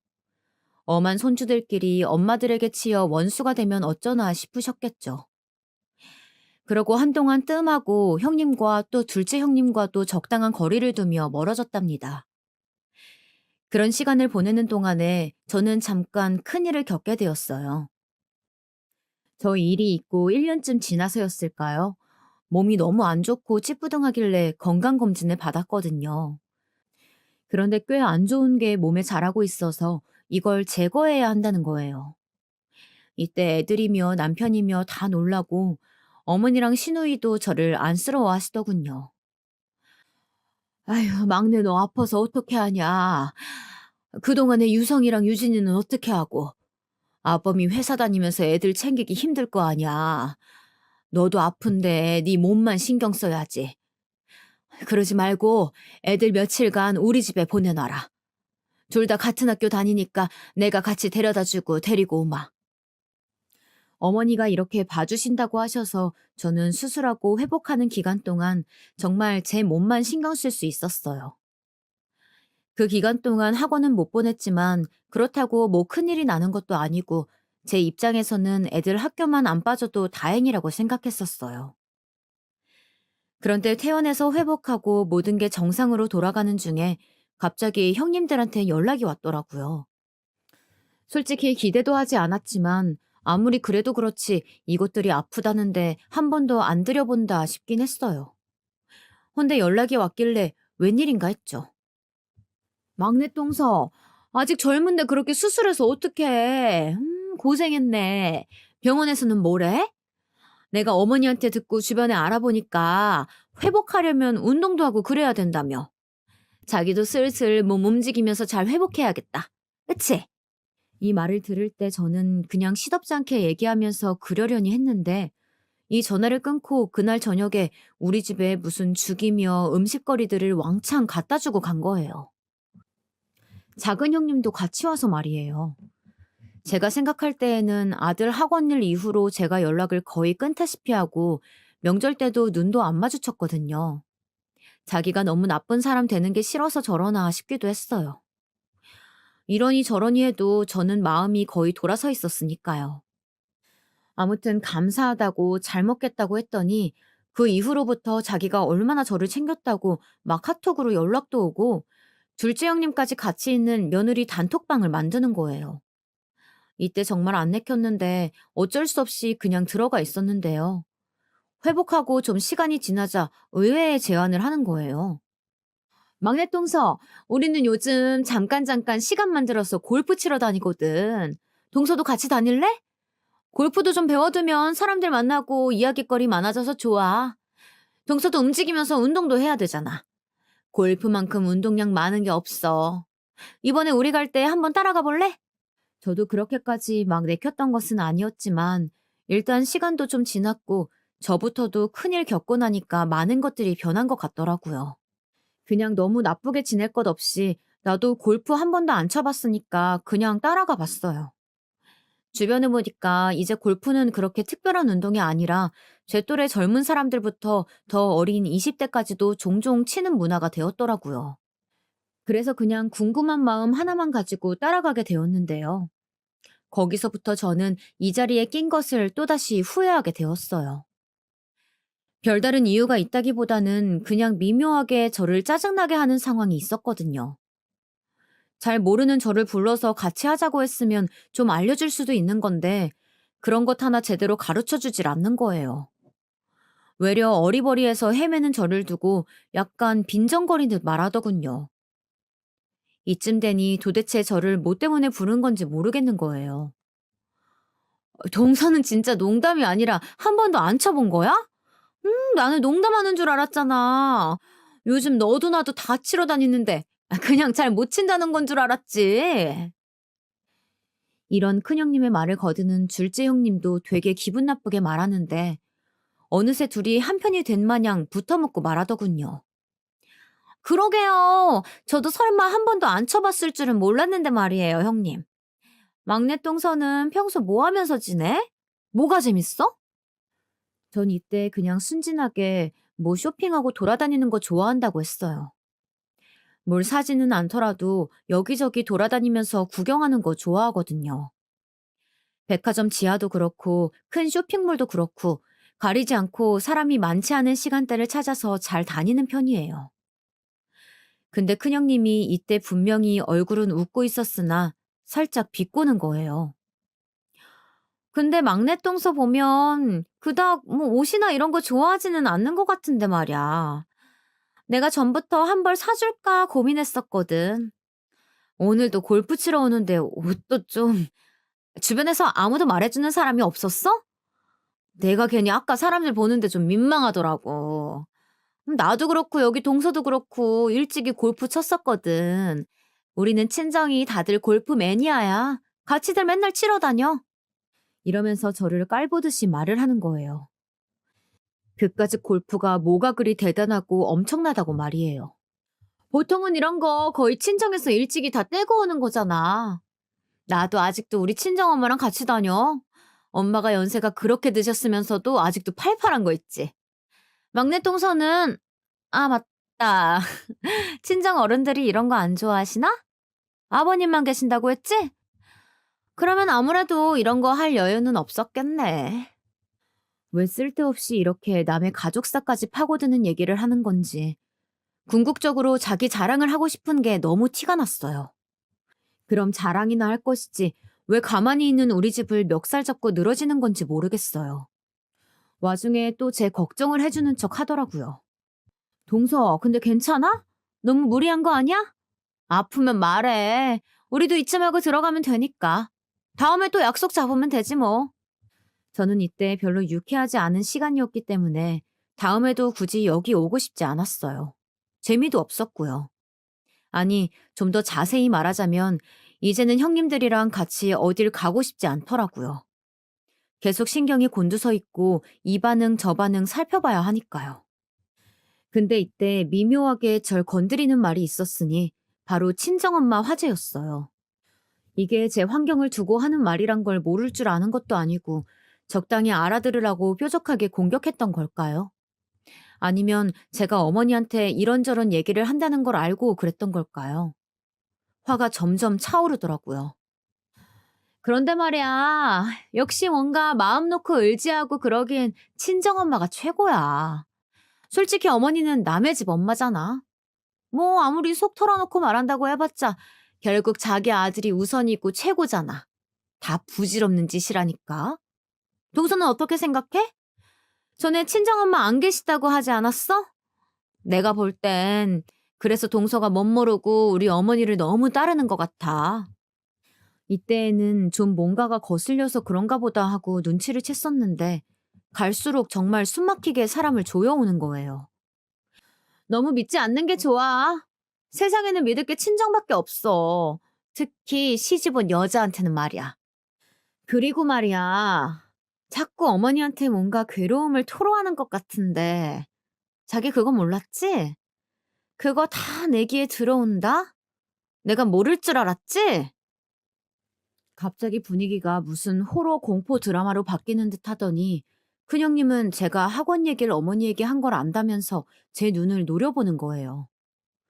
저도 모르게 침을 꿀꺽 삼키는 것과 동시에 근데 이게 그렇게 내가 잘못한 건가 싶었어요. 옆에서 둘째 형님은 정말 간사하게도 처음 듣는 얘기인 척 큰형님이 이런 얘기를 할 수 있도록 판을 깔아주더군요. 어머 형님 왜요? 무슨 일 있으셨어요? 막내 동서가 뭔가 어머니한테 말이라도 한 거예요? 이러면서 장작을 놓고 앉아 있는 거예요. 대충 흐름을 보니 저한테 그때 학원 얘기를 들으신 어머니가 제 몰래 큰형님한테 뭐라 했던 모양이에요. 그래서 저뿐 아니라 형님도 뾰루퉁하니 열이 받아가지고 저한테 연락을 안 했나 보더군요. 제가 아파서 수술을 하고 있을 때에도 연락이 없다가 그 후에 갑작스럽게 챙기는 척을 하길래 전 그냥 순수하게 이제 나를 좀 챙길 생각이 들었나 했어요. 그런데 그런 의도가 아니었던 거예요. 동서, 내가 그때 얼마나 황당했는지 모르지? 진짜 내가 그동안 동서 얘기 다 받아주고 하다 보니까 그렇게 만만해 보였어? 내가 어디 동서 같은 사람이랑 겸상해도 괜찮은 사람으로 보여? 하다 하다 진짜 이제 별것들이 다 설치고 나대고 앉아있네 진짜. 내가 그날 바로 가서 따지려다가 진짜 일 낼 것 같아서 참은 거야. 그 이후로는 뭐 어디 아팠다며? 그러니까 사람이 마음을 곱게 썼어야지. 여기까지 얘기가 진행되고 있는데 진짜 너무 당황스러워서 입이 쩍 벌어지더라고요. 마스크를 쓰고 있으니 티가 나진 않았지만 저는 진짜 입을 딱 벌리고 다물지 못했어요. 동서 같은 사람이랑 어찌어찌 형님 동서로 엮여서 이렇게 지내고는 있긴 한데 적당히 금맞게 굴어야지. 어머니한테 그렇게 일러 바치고 숨어 있으면 내가 그냥 당하고 있을 줄 알았어? 되게 순진하네, 동서. 나 그렇게 만만한 사람 아니야. 내가 사정 다 봐가면서 학원도 맞춰주고 했더니 그렇게 뒤통수 치는 거야? 아니, 엄마란 사람이 그렇게 뒤통수 치고 난 모함하는 거나 배워갖고선 자식을 어떻게 키우겠다는 거야? 진심 유성이랑 유진이 너무 불쌍하다, 진짜. 지 엄마한테 뭘 보고 배우겠어. 이때 저는 와장창 멘탈이 깨지는 걸 느꼈고 정말 숨도 쉬지 않고 형님에게 다다다 달려들었어요. 둘째 형님은 어이가 없다는 듯 벌레 보는 듯 그 옆에 붙어서서 절 쳐다보는데 큰형님 못지않게 얄밉고 재수없게 느껴지더라고요. 큰형님은 보란듯이 전화를 꺼내더니 스피커폰을 켜두고 계속 신호를 울려대는 거예요. 동서 똑바로 들어. 저번에는 자기가 어머니한테 내 뒷담화 했지? 나는 자기 같은 인간이랑 달라서 대놓고 앞담화 해줄 거야. 똑바로 들으라고. 어디서 촌떼기를 동서랍시고 형님 동서 소리 하게 해줬더니 지 주제도 모르고 나대고 있어. 아, 어머니, 저예요. 형님은 그렇게 바로 어머니랑 통화를 하더군요. 그러면서 뭐라 말을 이어가는데 진짜 머리부터 발끝까지 온몸이 저릴 듯 아찔하더군요. 너무 스트레스가 커서 그랬던 것 같아요. 내가 어쩌자고 이딴 모임에 순진하게 따라와서 얘기를 듣고 있는 건지 진짜 너무 비참하고 분이 일어났어요. 그나마 제가 좀 참을만 했던 건 그나마 어머니가 이 순간 제가 오해했던 상황이랑 똑같이 움직이진 않으셨다는 거예요. 전 어머니가 제가 그간 생각했던 인상과 달리 뭐 형님한테 제 험담이라도 하신 줄 알았거든요. 그쪽으로 생각이 갔던지라 더 혼란스럽고 기가 막혔는데 대충 어머니 말투나 말씀하시는 걸 들어보니 아마 그때 형님을 야단치셨었나 봐요. 그래서 형님은 더 앙심을 품고 있는 것 같더라고요. 어머니, 저희 지금 셋이 골프 치러 왔어요. 네, 제가 저희 친정이랑 같이 간다는 건 말이에요. 웬일로 온 게 아니라요. 그게 일단 어머니, 저희 셋이 얘기를 나누고 있는데 새삼 좀 서운해져서요, 어머니. 이러면서 갑자기 형님은 막 지 신세 타령을 하는 거예요. 큰며느리인데 대놓고 막내 며느리 편을 드시니까 서운했다. 제가 학원 운영하느라 얼마나 힘든지 아시냐 등등 어쩌고 저쩌고 하는 거예요. 그러니 어머니 딴에는 상황이 좀 이상하다 싶으셨는지 일단 우리 셋 모두 시댁으로 오라고 하시는 거예요. 형님은 그러고 싶진 않다고 획 토라지듯 말을 하는데 어머니가 당장 오라고 호통치시는 통에 다 같이 그 불편한 차를 얻어 타고 어머니께 갔어요. 도착하자 어머니는 간단하게 과일이랑 뭔가를 준비해 주시곤 답답하다는 듯 말씀을 하시더군요. 아니 괜찮은 줄 알았더니 왜 또 분쟁을 만들고 난리야. 그네 너는 뭐 어쩌라고 나한테 전화를 한 거냐. 기분이라도 나쁘다 이거야? 형님은 잔뜩 화가 난 듯 인상을 쓰고 있는데 저는 새삼 놀랍더라고요. 그 당시 왜 안 따지고 기다렸다가 이렇게 난리를 치는지 말이에요. 왜 지금까지 묵혀두는지 모르겠더군요. 형님도 뭔가 골이 나 있었는지 어머니가 하시는 말에 묘하게 틱틱대면서 받아치고 둘째 형님은 그 가운데서 난감한 척 팔짱을 끼고 있는데 제가 볼 땐 둘 다 똑같이 재수없게 느껴졌어요. 아무튼 분위기는 어머니도 점점 짜증이 나는 듯 보이더군요. 그런 와중에도 일단 뭐라도 먹으라고 했더니 형님의 때 아닌 짜증에 어머니는 완전 폭발해 버리셨어요. 아니요, 어머니. 저는 막내 동서랑 같이 겸상 안 해요. 오늘 부른 것도 이제 같이 안 볼 생각으로 쐐기를 박으려고 부른 거예요. 어머니도 그렇게 아세요. 뭐야? 그네 너 진짜 이런 식으로 불편하게 할 거냐? 작작 좀 하라고 했는데 나이는 제일 많으면서 왜 그러는 거야 대체? 형님은 진짜 한마디도 지지 않고 마구 대들더라고요. 지금 그런 걸 따질 때가 아니잖아요, 어머니. 왜 자꾸 막내 동서 얘기만 듣고 저쪽 편에 드시는 거예요? 솔직히 급도 안 되는 동서 제가 챙겨서 같이 학원도 데려다주고 얼마나 신경 써줬다고요. 제가 얼마나 신경을 써준지도 모르면서 어머니 그렇게 한쪽 말만 들으시면 안 되죠. 여기선 제가 발끈해서 뭐라고 했더니 형님은 바로 눈을 치켜뜨고 소리를 질러대는 거예요. 급, 급이라뇨. 제가 뭔 급인데요? 형님 지금 말 다 하셨어요? 뭐래? 상대해줬더니 지 주제도 모르는 것 봐. 얼레벌레 어머니한테 일러 바치고 다니니까 아주 날개라도 단 것 같아? 세상 자랑할 건 이 집이랑 결혼한 것 말고는 쥐뿔도 없으면서 왜 나대냐고. 지 주제를 쳐 알아야지. 말 더 길게 끌지 마. 짜증나니까. 이쯤 되면 저뿐만 아니라 옆에 있는 어머니마저 완전히 바보로 보고 저렇게 속사포처럼 쏴대는 거 아닌가 싶은 와중에 갑자기 공기를 획 가르는 듯한 소리가 나더니 형님이 뒤로 어정쩡하게 쓰러졌어요. 저도 모르게 외만이 비명이 나왔고요. 어? 눈을 깜빡이며 보니 정말 순간적으로 어머니가 말이에요. 형님의 머리채를 확 휘어잡아서 넘어뜨린 거예요. 어머니는 씩씩거리면서 막 소리를 질러대셨어요. 내가 작작하라고 했지? 네가 이러면서 네 동서들이 어쨌네 하고 따지고 들 자격이 있냐? 네 애들도 이런 식으로 유치하게 갈라치기는 안 하겠어. 내가 막내 얘기 듣고 너한테 뭐라고 하면서 어느 정도는 네가 알아들은 줄 알았다. 근데 이게 뭐냐? 이제 나한테까지 대드는 거니? 형님은 그렇게 끝도 없이 나대더니 생전 화분에 꽃 한 번 꺾은 적 없는 어머니가 머리채를 와장창 잡고 끌어내리는 바람에 꽤 충격을 받았어요. 어머니는 거기서 말씀을 이어가시는데 이건 사실 제 편을 들었다기보다 그냥 있는 그대로의 사실을 말씀하신 거예요. 저도 이 얘기를 몇 번이나 할까 말까 하다가 삼켰었고요. 둘째 형님은 아주 기겁할 만큼 놀랬는지 벽시계 바로 아래에 착 붙어서는 어머니와 큰형님을 계속 번갈아 보면서 쳐다보더군요. 그러다가 저를 획 쳐다보는데 저는 눈이 마주치는 순간 고개를 획 돌려버렸어요. 그리고 뭔 주제를 알고 어쩌고 하고 있어? 너는 주제를 알고 하는 소리냐? 뭔 놈의 급이니 뭐니 따지고 있는 거야? 그게 뭐 어쨌다고? 막내 얘, 네가 그렇게 무시할 집 아니야. 큰애 네 친정이 여유가 있다지만 그거 갖고 그렇게 무시할 일이냐? 너 우리 영범이한테도 그러면서 사는 거 아니야? 어?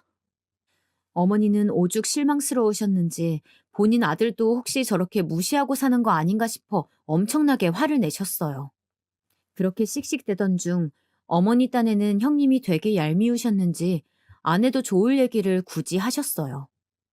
사실 저도 입 밖에 낼까 고민했던 말이니 크게 막 상관은 없었지만요. 큰애 니네가 건물 있고 뭐 얼마나 여유 있는지 모르겠다만 막내네도 네가 그렇게 돈 때문에 무시하고 함부로 할 집 아니다. 막내 네가 말해봐라. 어?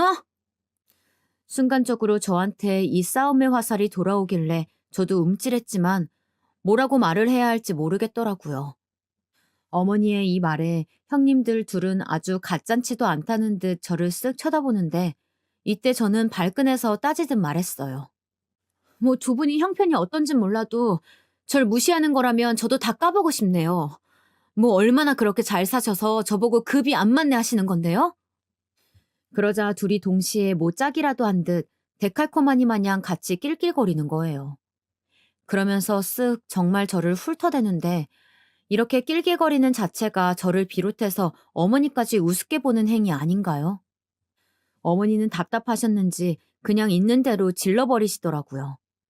이 말에 형님들 둘은 어머니 장난이 지나치다고 생각했는지 표정에 변화도 없었어요. 니네 그 다닌다는 골프장 그것도 말이야. 막내네 친정 아버지 거인 거 아니? 어머니가 하신 이 말은 얼핏 보면 지금 이 사연을 듣고 계신 분들도 무슨 치기 어린 거짓말인가 싶으실 수도 있는데요. 하지만 틀린 얘기가 아니고 사실은 사실이니 있는 그대로의 내용이라고 말을 해야겠네요. 저희 아빠는 홀로 자식을 키우긴 했고 그닥 정성스레 대접해주진 못했지만 금전적으로 힘든 상황은 아니었어요. 단지 남자 혼자 키우다 보니 저는 여자 어른의 손길, 큰형님이 그리 지독히도 절 아프게 꽂아댔던 그 말, 친정엄마의 손길을 딱히 받지 못했을 뿐이에요. 그러다 보니 여자치고 외모에 관심이 크게 없고 여러모로 투박한 인상을 갖고 있었는데 그런 저를 갖고 잘 못 꾸미네, 촌스럽네, 시대를 모르고 어쩌고 저쩌고 무시해댔던 거예요. 어머니의 말을 듣고 무슨 하다하다 그런 거짓말까지 하냐는 어투더니 저희 친정아빠가 건물을 어디 갖고 있고 그 골프장을 왜 소유하고 있는 건지 어머니가 대충 저한테 들은 대로 말씀을 하시더군요. 골프장 얘기도 저도 처음엔 몰랐는데 형님들이 골프 치러 간다고 어쩌고 저쩌고 얘기하기에 그때 전 저희 남편한테 말을 했었던 것뿐이에요. 저도 어머니가 왜 아시는지 모르고 있었는데 생각해보니 말 나올 구멍이 남편밖에 없더라고요. 아무튼 자세히 뭘 설명하겠냐마는 서로 결론은 막내 동서인 우리 집은 그렇게 형님들한테 무시당할 친정이 아니다. 이거 한 줄이에요. 오죽 인간들이 못나고 천박하면 집 형편 갖고 누르려고 했던 건지 진짜 여고생들도 그렇게 대처했다간 왕따 당할 일을 왜 나이 50이 다 돼가서 저러고 있는 걸까요? 근데 저는 말이에요. 마치 코미디처럼 그때 큰형님의 표정을 잊을 수가 없어요. 어머니가 거짓말이 아니라 진짜라며 조곤조곤 다 따져주면서 우리 아빠에 대한 설명을 대강 하며 뭐라고 했을 때 말이에요. 생각보다 상세하게 뭔가 진정성 있게 이어지는 내용들을 듣고 큰형님은 점점 이게 거짓말은 아니란 느낌이 왔을 거 아니에요. 그 말을 들으면서 표정이 점점 변하는데 가관도 아닌 거예요. 진짜 바보 천치처럼 함부로 대할 예정이었는데 갈수록 그러면 안 되는 상황으로 치닫게 되면서 지들이 세상 거지마냥 취급했던 제가 생각보다 재력이 있다고 느껴지니 그 분노를 어떻게 할 수 없었나 봐요. 눈이 마치 실핏줄이 터지는 듯 벌개지더니 콧숨을 씩씩거리면서 내뿜더니 어머니한테 인사도 안 하고 가버리는 거예요. 그 뒤로 어떻게 되었냐면요. 그게 다예요. 저한테도 어머니한테도 일절 연락이 없고요. 어머니는 그냥 일단 그렇게 주제며 급 따지더니 지들 주제랑 급을 알았을 거라며 놔두자고 하시더라고요. 너한테는 아무런 연락 없더냐? 그날 금우왕으로 난리들을 쳐놓고. 네, 어머니. 진짜 조금 더 연락이 안 왔어요. 큰형님 말고 둘째 형님도요. 그것들이 애지간히 쪽팔리고 자존심이 상했나 보네. 그냥 냅둬라. 적어도 전처럼은 못 대할 거다. 대체 이게 뭐냐 며느리들끼리. 하루하루 잘 지내기도 모자랄 판에. 아휴, 나는 두 번 다시 며느리 두셋 있는 시어머니 짓은 안 하고 싶다. 내 자식하고 살기도 바쁜데 이게 진짜 뭐 하는 짓인지 원. 어머니는 며느리 셋 사이 중재하시면서 완전히 질려버리셨는지 징글징글하다고 하시고 저는 이후로 뭔가 더 엿먹이고 싶은데 딱히 계기가 없어요. 그런데 남편이랑 얘기 나눠보니 형님들이 생각했던 이상의 이상으로 여유가 있는 제 현실 자체가 형님에게 복수가 되지 않았겠냐고 하더군요. 사실이 그렇잖아. 나도 형수님은 잘 알 것 같으면서도 잘 모르겠지만 아무튼 그거 알고 자기 딴엔 엄청 질투하고 화나서 코빼기도 안 비추는 것 같아. 그전에는 우리 엄마가 뭐라고 해도 막 대들었다며. 그런데 자기가 그 땅이며 아버님 건물 얘기하니까 씩씩거리셨다며. 게다가 연락 한 통도 안 하고 말이야. 내가 볼 때는 질투나서 잠도 못 자고 있다는 거에 무게가 실리네. 그러니까 당신도 이제 형수님들 신경 쓰지 마. 충분히 질투나게 했으면 그걸로 족한 거야. 이렇게 얘기를 들으니 저도 괜히 힘 빼고 싶지도 않고 그냥 몸 완전히 회복하는 것만 집중하고 싶어요. 그런 와중에 스트레스 와락 받아서 열이 오르려는데 이러니 저러니 해도 어머니가 중재해준 셈이 되었죠. 그나마 어머니가 제 편이 되어주셔서 숨이라도 쉰다고 해야 할까요? 이후로 형님이나 둘째 형님은 코빼기도 비추지 않고 가족 단톡방도 나가버렸는데요. 저도 이런 분위기는 환영이에요. 진짜 인간이 너무 유치하고 적급이라 저부터 이제는 만나는 걸 사양하고 싶어요.